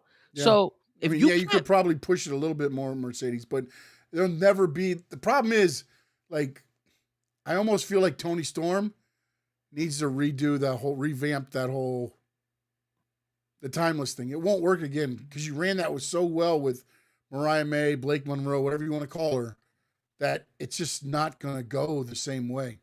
But the thing is, please hit the like button, hit the like, subscribe, whatever you got going on there. Where can Tony go after Timeless Tony? Go psychotic and turn heel and just start choking bitches. Choke them hoes. I guess. I guess. I mean, you gotta do something at this point. I don't know, because like there's nobody there for her to be that timeless Tony Storm character that feeds off of it. There's no, because look at Becky Lynch. Becky Lynch is the IC champion, and even though she's the IC champion, she's cutting way better promos than Jay Cargill. I can tell you that much. She's wrestled a my bad for cursing, a shitload more than Jay Cargill. But the IC champion is the wrestling champion. That is, if you're the IC champ, you have to wrestle. Well, that's another thing. Like I was looking at it. Wasn't there like a 30-day rule back in the day that if you're a back in the day, champion, that day was. Well, they need to put that implement that on Jay Cargill, and it already passed. They need to implement that on Jay Cargill. How many days has she gone without defending that belt over there? Don't think about it. When has Drew, like, they don't defend their titles at all. Like, none of them have defended a title. And again, it's just, man, I don't get it. But look at Becky. Becky's, and you don't have to defend it. Just show up and do. If you're good at promos, you're gonna gain the crowd. Look, I'll tell. And there's two things I've realized in wrestling. Obviously, you got to be a good wrestler. But number one, if I ever was to become a wrestler, I would be a very, very late bloomer when it comes to wrestling. But I would have to have a kick-ass song to come in. Like My boy And the Ricky. mask. But look at Ricky Sosa. If you guys haven't heard of Ricky Sosa, he has one of the best entrances. Look at Trick Williams. Whoop that trick. If you have a sick ass entrance, they're gonna like you. Then you gotta be able to cut a promo. You gotta be able to talk on that mic, and you gotta be able to sell yourself, either be a baby or be a heel, and win the crowd over. And then the wrestling kicks in, right? That's how I feel. Like if I was to become a wrestler, that's how I feel I would train. Like, all right, I gotta have a sick ass song. What song can I come out? I would have to ask Sammy. Sammy, I need you to do me a song for me, bro. That way it'd be a kick ass song for me for my entrance. And it has to be catchy. That way the whole crowd can go along with it. That's how I feel, man. On the chant, Frankie Fresco. Frankie Fresco. If you guys Frankie Fresco. look at that Frankie Ricky Sosa guy, bro. Fresco. I've told Fresco. people right now, Ricky Sosa needs to get signed by WWE. Throw him in NXT, because NXT, in my opinion, has been lackluster in the men's division. I'm not feeling NXT anymore. Well, NXT is going to start becoming very, because as soon as you're making anything above your worth, TKO is probably going to push him up. Well, did you hear about Tony Khan? That Tony Khan is, I think, now going to do the same thing with Ring of Honor, that they're going to focus more on making Ring of Honor like NXT. That's actually, finally, that's what God. he officially said. I said it before. They need to make it a developmental thing. I know now they're getting a building to just record in. They're going to do it out of a TV studio, WJCT in Jacksonville, I think it is, or something. Yeah. Yes, no doubt. I am a DJ, but I do produce some music here and there, but I don't know. I would have to be catchy. I don't know. I have to sit down, think. I wonder if I had like a DJ gimmick as a wrestler, but I don't think that would work. You know what I would do though? If I was fighting, you know who had a DJ gimmick? There was somebody before with a DJ. Robbie gimmick. E. And how did it go for him? You know what he does now? Probably He's the interim GM of NXT. There you go. I mean, all I know is that if I'm a DJ and my character was a DJ out there, I would always bring out headphones. And then, like, if I would have a street fight, I would definitely bring out like a fake vinyl and vinyl and hit people with vinyls, or have a turntable, like a fake turntable or something, and smack them in the face with it or something like that. I would have to do crazy stuff with DJ gear if I'm a DJ and I'm in a street fight. I got to. There's no other. I don't know what else to do. I mean, get a mic, start rapping. I don't know. Do something out there. And my interest for WrestleMania would be like head movers everywhere going wild, and maybe do like a DJ like entrance and stuff. I don't know. I would have to do some crazy stuff out there, Sean. What would your finish be? Has to be something with DJ in it. What is no. It should be the turntable spin. It'd be the airplane spin that Mike Rotundo used to use or something. Hey man, see, that's why I need Sean on my corner, because not only would DJs also have their openers, so maybe Sean would be my opener, and then I would come in afterwards. You know that you see how crazy it is, because we do get openers when we're out. Wait, I'm opening for you? Yes. Remember, when it comes to DJ, sir, I'm a little bit over you. When it comes to wrestling, you're way over me. But when it comes to DJ, I'm what the people want to see. You're the opener though, but you built them up for me. You know, that's how it would work out there, sir. I'm just saying. You're building them up for me, and don't put that emotional. Don't play that. Don't play that. I'm not. Because I'm already thinking what you're doing, or don't put the Paul Heyman on me either.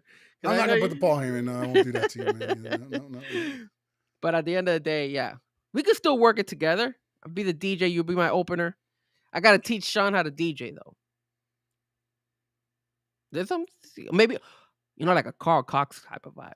I think that would fit Sean. I think the Carl Cox would fit you. What are you looking at? You seem like you're intense. You're looking for something, Sean. What is this, sir?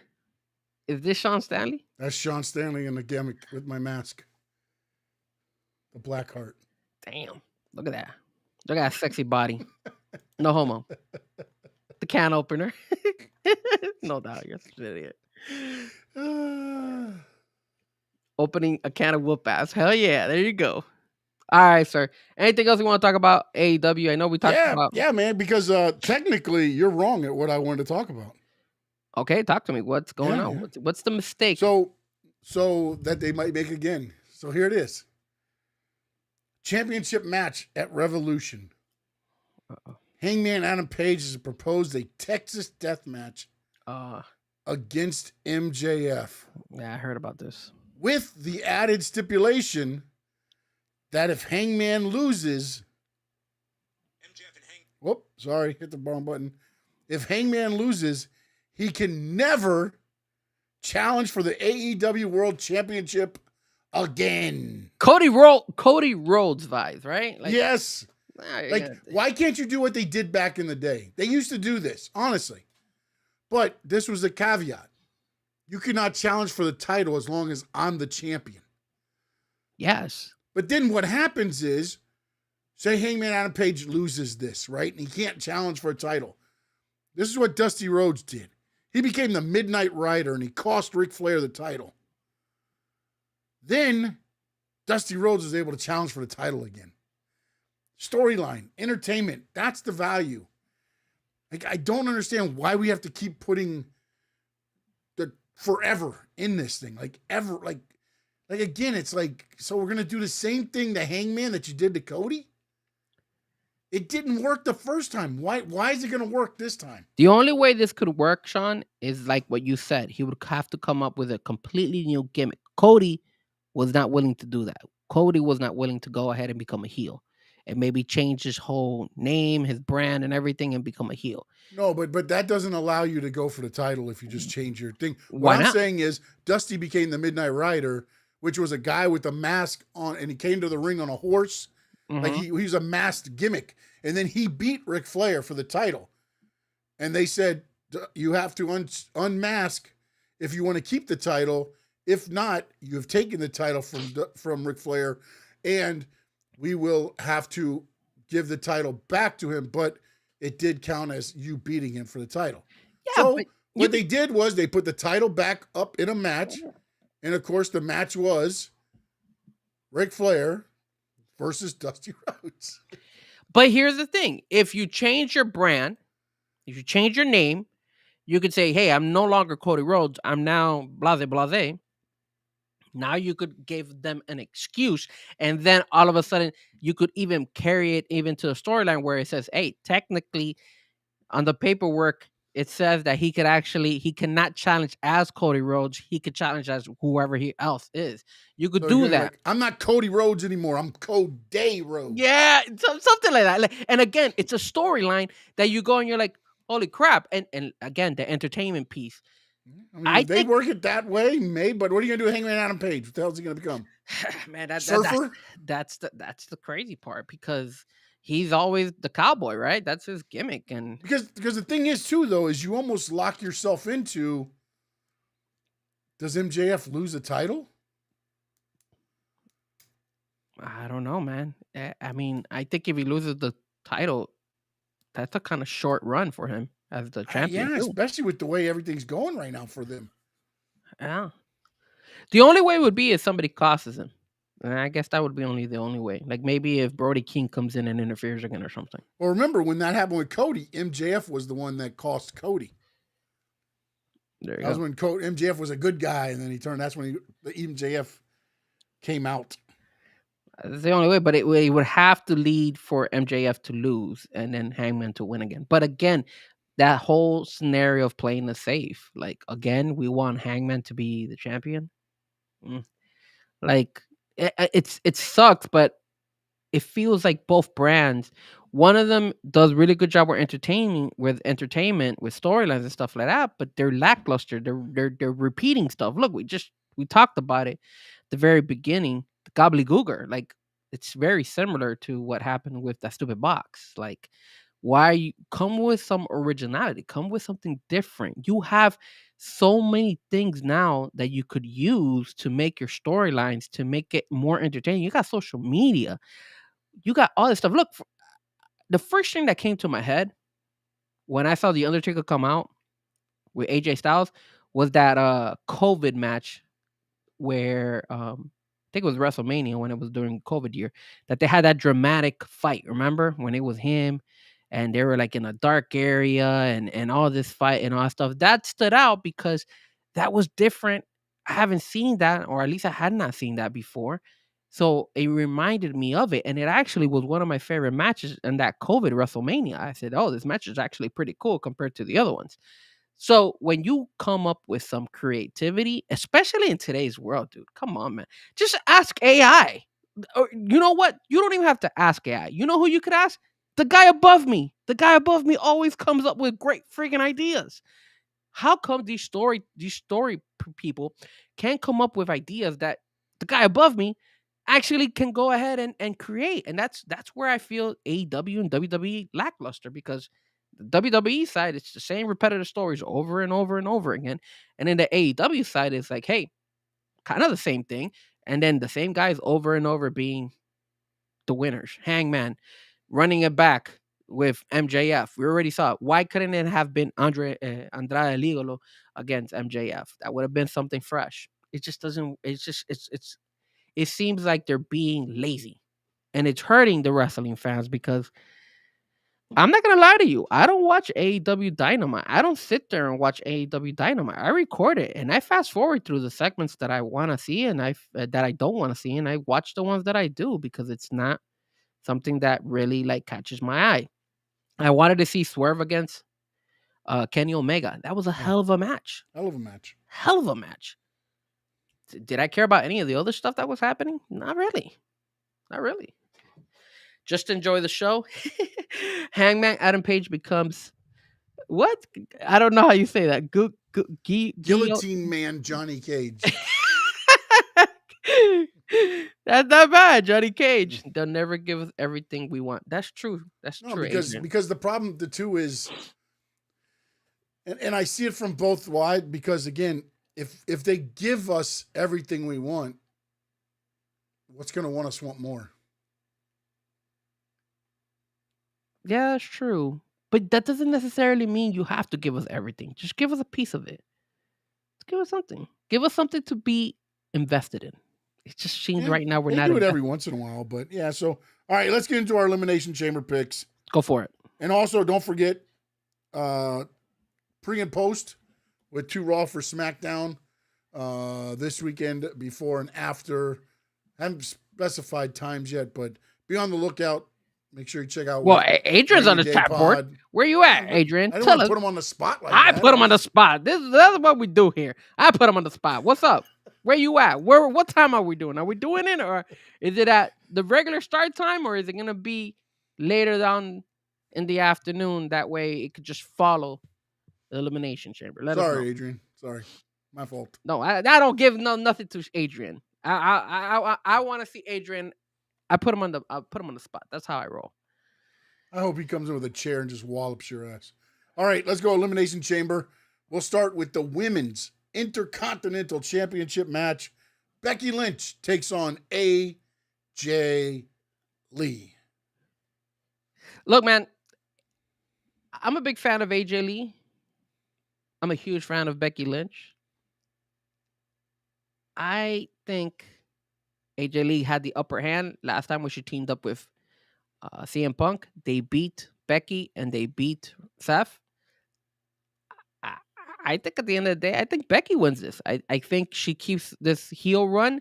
I think she has to have the IC belt going into WrestleMania. And I think AJ Lee takes an L on this one. And it's in Chicago. So I just don't feel that it would make sense to give the fans what they want, which is a win for a Chicago native when it comes to CM Punk, and then CM Punk's girl, AJ Lee as well. No, I got to pick one. I'm going to say one of them wins and the other one doesn't. I have to choose one. I'm going to go Becky Lynch pulls the upset, even though she's the champion. Yeah. I'm agreeing with you on this one, but I think there's going to be some shenanigans of Becky Lynch holding the ropes or something to where they're able to run it back at WrestleMania. And then I think AJ Lee gets the win there. So you're going this is kind of the appetizer. So we're both so picking I'm also Becky? going Becky Lynch on this one, yeah.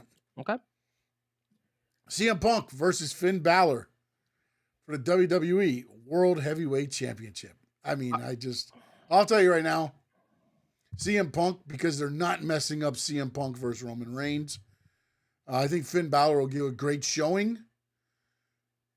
in a way, I almost want something to happen with the Judgment Day coming down to try to help and costing Finn Balor, and then keep that storyline going because we know where CM Punk's heading next, and maybe you set up for Judgment Day explosion at WrestleMania for the IC title with Dom and Finn against each other at WrestleMania, and then maybe make it a triple threat and throw JD McDonough in there as well.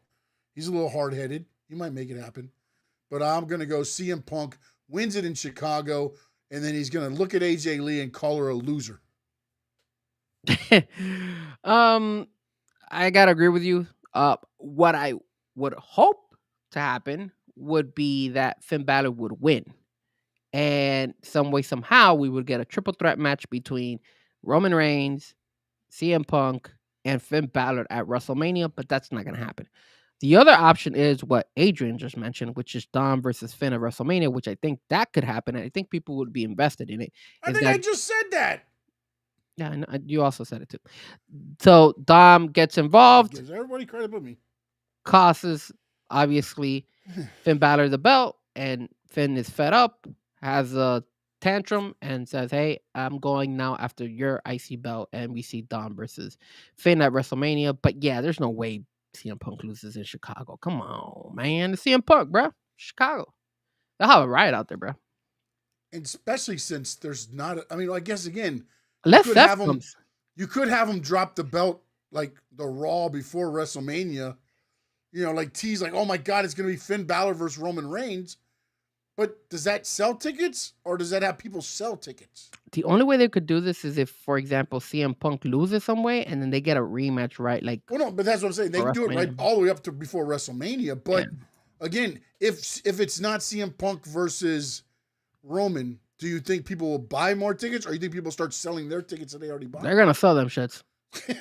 Yeah, they're gonna sell them. I mean, the only way. I mean, I'm thinking if you bring in Seth Rollins, some way somehow involved in this, maybe. But then the problem is Finn Balor versus Roman doesn't make any sense. Yeah. Yeah, CM Punk. I don't want to invent stuff. We always do this. We start Yeah, thinking yeah, outside yeah. the I mean, box. yeah, again, we know how it's going to work, but we'll talk ourselves into a great show somehow. Our show will be better than any other show that's going to happen. Like who says it? I think Big O says it. Keep it simple, stupid, right? Yeah. CM Punk wins. Tiffany Stratton versus Rhea Ripley versus Alexa Bliss versus Asuka versus Kiana James versus Raquel Rodriguez in the women's elimination chamber. Winner goes on to face right now Jade Cargill. Okay, so this one is interesting because I don't think Alexa Bliss is gonna win. I don't think Rhea Ripley's gonna win. I don't think Asuka's gonna win. And I don't think Kiana James is gonna win. My toss-up is between Tiffany and Raquel. And I think this is the right moment for Raquel to get her opportunity. And what better way to lead up to WrestleMania than to have Liv Morgan and Raquel both from the Judgment Day win at WrestleMania, and they both have the belts on each show. I'm gonna go with Raquel, baby. Let's go, Raquel. I'm way off. Raquel's not gonna win it, but I'm going with Raquel. Listen, man, I like your way of thinking because I'm thinking this is what's going to happen. I'm thinking Alexa Bliss wins this. And we've already seen the stare downs that Charlotte's been having with Jade Cargill. And so I think there's going to be an influence there somehow to where we get a triple threat at WrestleMania. Alexa Bliss versus Jade Cargill versus Charlotte Flair. So that's going to be the way I go with this because I got to believe Alexa has to win her way into the match before Charlotte can do the whole conniving thing with her best buddy. So that's where I'm going to go. I'm going to go Alexa Bliss. No luck that Kiana James wins? No. That'd be, dude, let me tell you something. The more I watch her, she's pretty good inside the ring. Dude, she's going to surpass Julia. She already has. Yeah. I just don't know what happens. Like, again, I think they put the veterans in with her more than like, and I don't say Raquel, I know is a veteran, but I think it's going to be people that can keep Jade in the match, not turn into a complete, chaotic, uh, you know, botch fest somehow, one after the other. So that's where I'm going. Randy Orton, LA Knight, Cody Rhodes, Javon Evans, Trick Williams, and Jey Uso. The men's elimination match. I have my two I wish would win it, but I don't think either stand a chance. But that's Javon Evans and Trick Williams. I just think it's too soon for Trick. And I heard this somehow they're thinking of making it and this is where I want to see how they position this. They're talking about making the belt at WrestleMania with Drew into a 5-way match. Wow. With Drew, Cody, Randy. They threw LA Knight in there as well, but I'm not sure how they get him from Raw. And one more, I forgot who the other person was. But I'm very interested to see how all of this plays out. Because, again, to me, the first 3 names are like the 3 that stick out winning it. I just don't know if Triple H and WWE Creative have the balls to have LA Knight win this. So you're going with? Or do they go the safe route and we get Cody and Drew? And then you throw Jacob Fatu was the other one that was on the list too. So Jacob was the 5th person that I was thinking of. Man, I just don't see how. I'm throwing a toss up 6'7", 6'7" of Randy Orton and Cody Rhodes right now. I think they're going to go with Old Faithful. I think Cody pulls it off. Everybody's booing in Chicago at the end of this one, and everybody's pissed off and burning their WrestleMania gear by the end. Okay. So you got Cody. So I'm going to put Cody, and I'm going to put Sean Cody. I'm not so sold on Javon Evans. You know me. I'm not a big Javon Evans. But I am a fan of Whoop That Trick. And if there was somebody I would love to win it, Yep. it would be Whoop That Trick. He is so over right now. It would be amazing. But like you said, it's just too soon for him.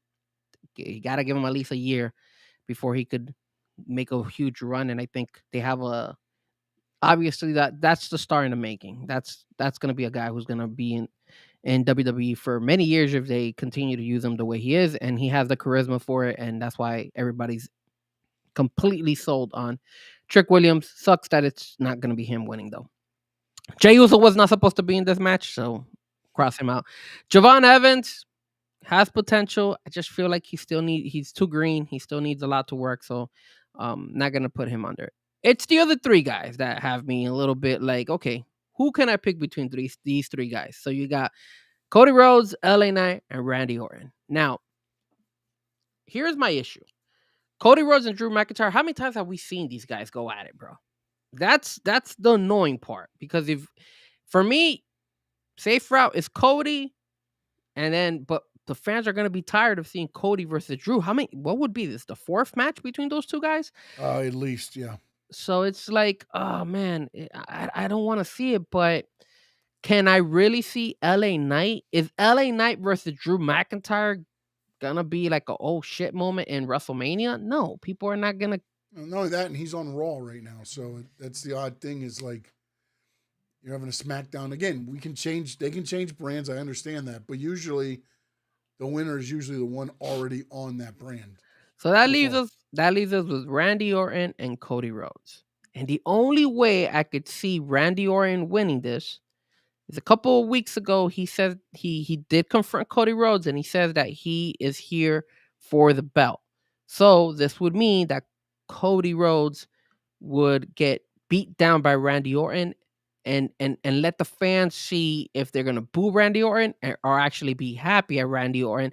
And this could lead up to Randy versus Drew McIntyre, with kind of like the edge of like, hey, is Randy Orton now it's gotten so big, so huge because of beating down Cody Rhodes, or are the people gonna boo the crap out of Randy Orton because he did that? I think that's the route they should go. But like No Doubt said it, keep it simple, stupid. They're gonna go with Cody. There's gonna be Cody Rhodes winning this crap, and I wish they would do something different. Again, I think it would be a perfect time for Randy Orton to turn on Cody, hit him, do an RKO and everything, and win it, and then feed us the Randy Orton that is like, the Viper, the guy who's gonna cutthroat, do whatever he needs to do in order to become a champion. And he has talked about it, saying that he wants to be a champion. He actually spoke about it, I think, this past week, especially after AJ Styles' retirement stuff. So I would love to see that, but I think they're gonna play safe. I think they're gonna go with Cody Rhodes, and unfortunately, I feel Cody Rhodes is gonna be the winner in this one. So it sucks. Just sucks. Now, you forgot one last thing, Sean. Oh, did I? We mentioned it at the beginning of the show. Oh, yes. Jesus. What the hell is that box going to be? So, in your opinion, elimination. So, we got our 4 matches, right? And our 5th is, what is that elimination box all about? What is it, Sean? What do you think is going to be inside that box that will wow us or make us want to turn off the damn TV and be like, of course, WWE sold us this huge thing, and they give us a gobbledygooker? Well, we know it won't be the gobbledygooker this time, at least. Hopefully not. Although, what my sources are telling me go along the same lines or maybe worse. Oh, no.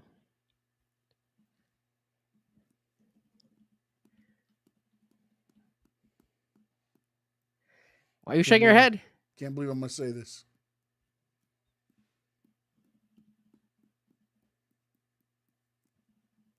Danhausen debuts in WWE.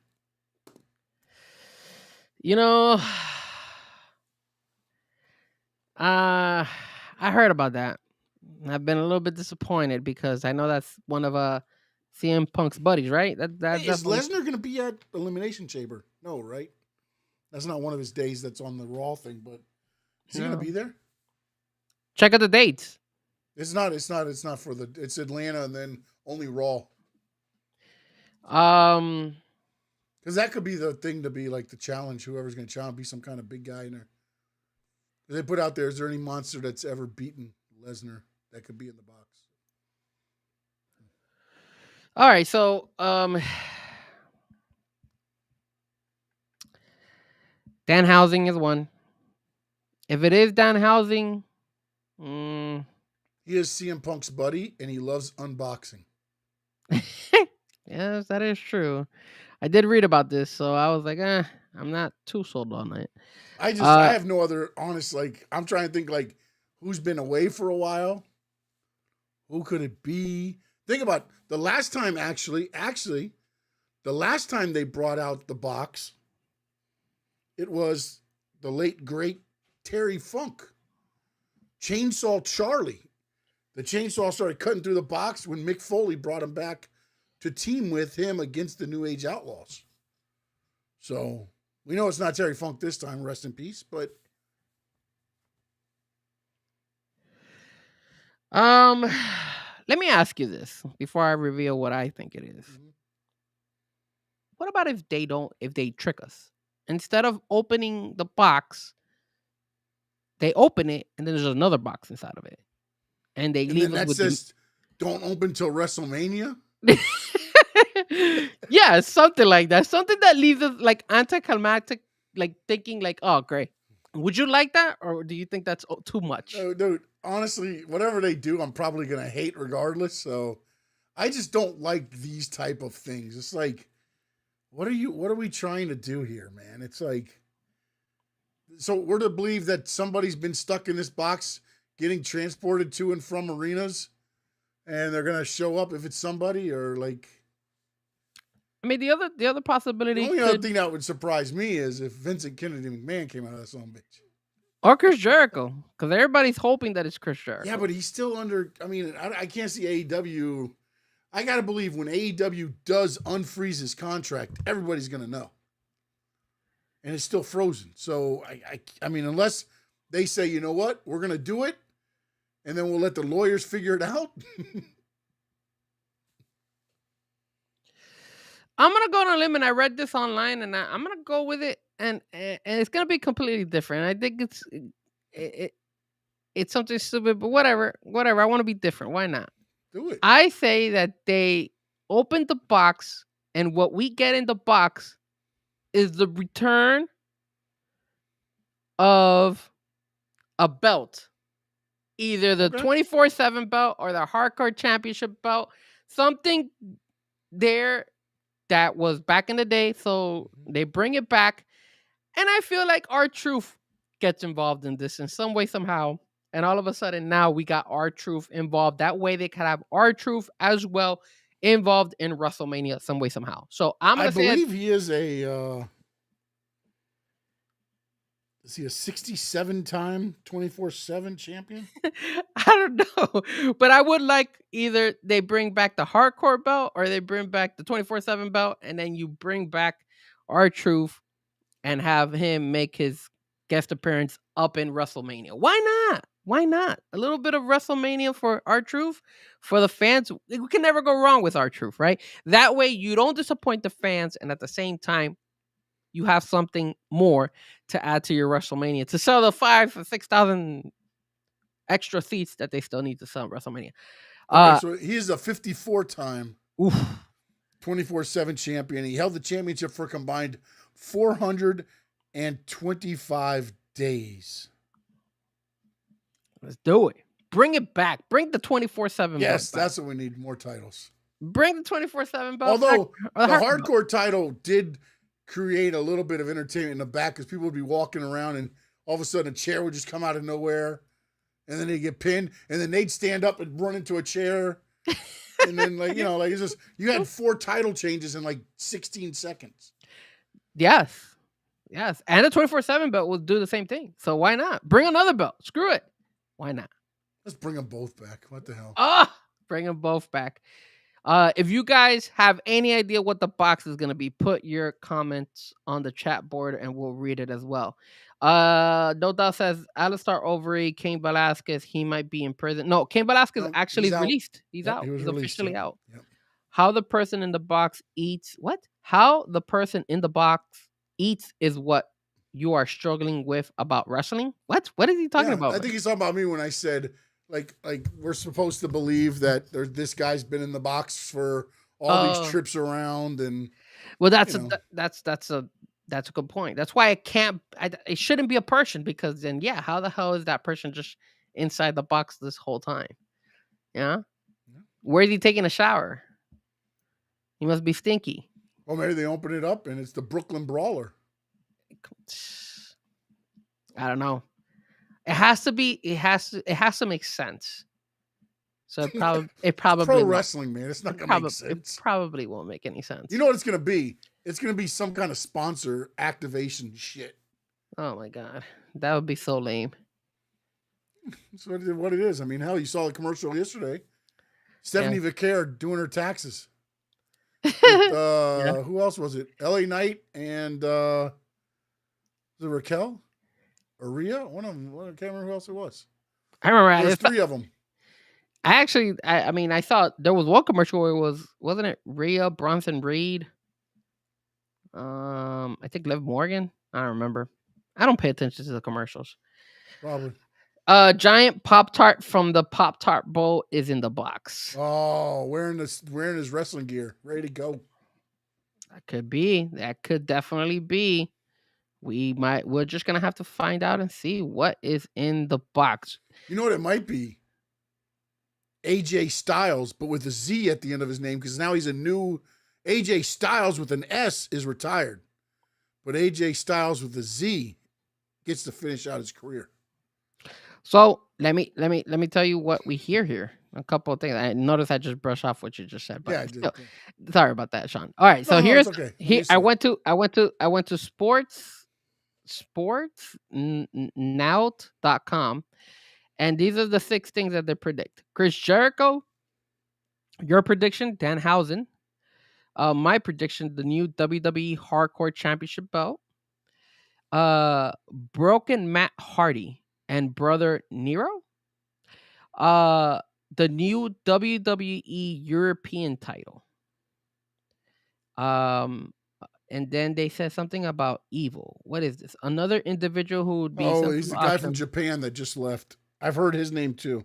IWGP champion Evil. Who the hell is that guy? I don't know who that guy is. I would have to Google him. Maybe I do know him. It says he's a character that has also some supernatural elements to it. So the company leaning even further into that could be how they present him to North America audiences unfamiliar with his work. Is he good? Is he any good, Sean? Evil? Some guy named Evil? Yeah, Okay. he was one of the top guys in NJPW, which is why they were upset he left. Oh, okay. So I guess that's another option.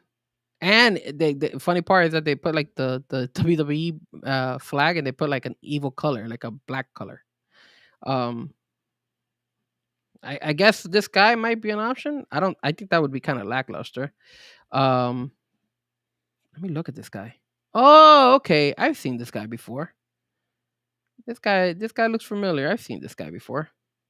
Okay. All right. Well, those are our options. I think they'll go with a belt, man. Let's go with the hardcore belt. Bring back the hardcore belt. Hardcore belt. Hardcore belt. Or Danhausen. We will find out on Saturday, sir. 7 p.m. And when it comes to the pre-show, Adrian gave me the bad news. Seems like they're gonna be doing it at 2:00. So you won't see your boy Frankie Fresco, but you will see him in the post. All right, now you want some upsetting news? Tell me. CM Punk is a heavy favorite versus Finn Balor. Of course. AJ Lee is favored at -300 to defeat Becky Lynch, who's listed at +200. I would take that Becky Lynch bet. The men's elimination match. Everybody thinks like us. Cody Rhodes, the betting favorite. Randy Orton, LA Knight, and then Javon Evans, Jey Uso. And wow, for the women's side, oh, wow. Raquel Rodriguez holds a narrow edge. Tiffany Stratton right behind with a +150. Raquel Rodriguez at +140. Asuka is at +350. Alexa Bliss, Rhea Ripley are both 5-1. Kiana James, the long shot, at 12-1. And they don't have anything about the box. Damn it. They don't have anything about the box. God damn No, it. no. It's not Vince McMahon, that's for sure. Although he's trying to buy. Well, he's got a 6.67% chance on the last rating I saw of being in the box. Isn't he trying to buy WWE again with Supposedly the there's some Saudi backers he's got that are looking to buy back in. What is Vince doing out there, man? Why is he trying to get back into the wrestling world? Just can't live without it? I mean, what else is he going to do? Run himself into the ditch? That's a good point. Bring back the hardcore, but I agree with Fresco. Oh! For the first time ever, DJ Memo agrees with me. That's why it's a bad idea. All right, Sean, anything else? Oh, no doubt. If it is Bad Bunny, Oh, good God. that would be a hell of a halftime show. No, just playing. It could be Bad Bunny. All right, Frank, let them know where they can get you. Cheyenne, did I just do the 6-7? Yes, I did, Cheyenne. I did. Yes, we did. All right. You can catch me at Frankie Fresco. Just Google me. Fresco and also. Oh, the guy's that good now. He's just like, Google me. Just Google me, man. All right, Sinetti. Isn't that what Sinetti said? I win. And if you want to check me out next Friday, CCW, Bash at the Brew. Sean hasn't said anything, so I'm assuming Sean is not coming. But don't worry, you don't need Sean. You got Frankie Fresco out there. I will be there with my mama and my papa, and we're gonna be watching some wrestling. So if you guys are interested, CCW, Bash at the Brew, check them out. I'll be out there. 7:00, doors open. 8:00, the show starts. It's a great indie show. Great Nelio, great guy. He's gonna be out there. Can't wait. Got some really bangers out there. You're gonna have Cha Cha Charlie versus Matt Riddle. That's the real reason why I'm going. I want to see Cha Cha Charlie pull the upset and beat Matt Riddle. I don't think it's gonna happen, but I'm gonna go with my boy Cha Cha Cha Cha Cha Cha. So next Friday, check us out. I'll be out there. All right, check me out at SS_Sports Talk on X, Stanley Media House, everywhere else. Make sure you go to the Stanley Media House Network, hit the subscribe, jump to Frankie Fresco YouTube, hit the subscribe, notifications. Heard Frankie, you're going dresses cha-cha, Charlie, huh? No, probably dance with him. I'll be like cha cha cha. All right, cha. I'll probably lose my breath. But yeah, probably. Want to thank Memo, Cheyenne, Hey, no Cheyenne. doubt. Let's see who else jumped in there. Adrian, of course. My goodness, why am I almost said A-Train. A-Train. Oh, Tony was on there. I didn't even see him. What's up, Tony? Tony was in there. I didn't see him either. Yo, He said, sorry "Yo." there, Tony. I think Sammy was in for a minute. Yeah, Josh was in there. I know Papa was in there. Sammy was there, but I think Yeah, there he is up at the top. And Josh was in there as well. yes. So I want to appreciate everybody that was a part of the show tonight. And make sure you check us out every Tuesday. I'm just going to let him keep doing that for a while. 7 or 8. We could go 6, 7, 6, 7. Which one do you want to do? Which one do you want to do? 7 or 8. 7 or 8. We're hoping it'll be 7, guys. Honestly, Yeah. I got done early today at the Saw that. casino. Saw Was that. able to get here and get done. That's just the thing. If I can get through traffic, because 57th kicks my ass every day. FYI, my ankle is still hurting, but I'll be out there, still taking some ibuprofen, still working, making sure that I feel healthier. So, and your boy is still gonna run a 10K. Sean is still gonna run a 5K as well. We just gotta coordinate it. So, guys, please go to his channel, hit that like, also subscribe. We need at least 10 more subscribers for Sean to go ahead and run the 5K. We just need 10. That's all we need. So share 10 people, go in there, hit that subscribe, and then Sean will be running a 5K with me. Why don't we just do a 6 or 7? No? Just whatever? Whatever? We just No? need 10 people. No? 10. Let's just do 6, 7. 6, 7. In the words of great Gordon Soley, so long from the sun. Shine. State. The Squad Circle Digest!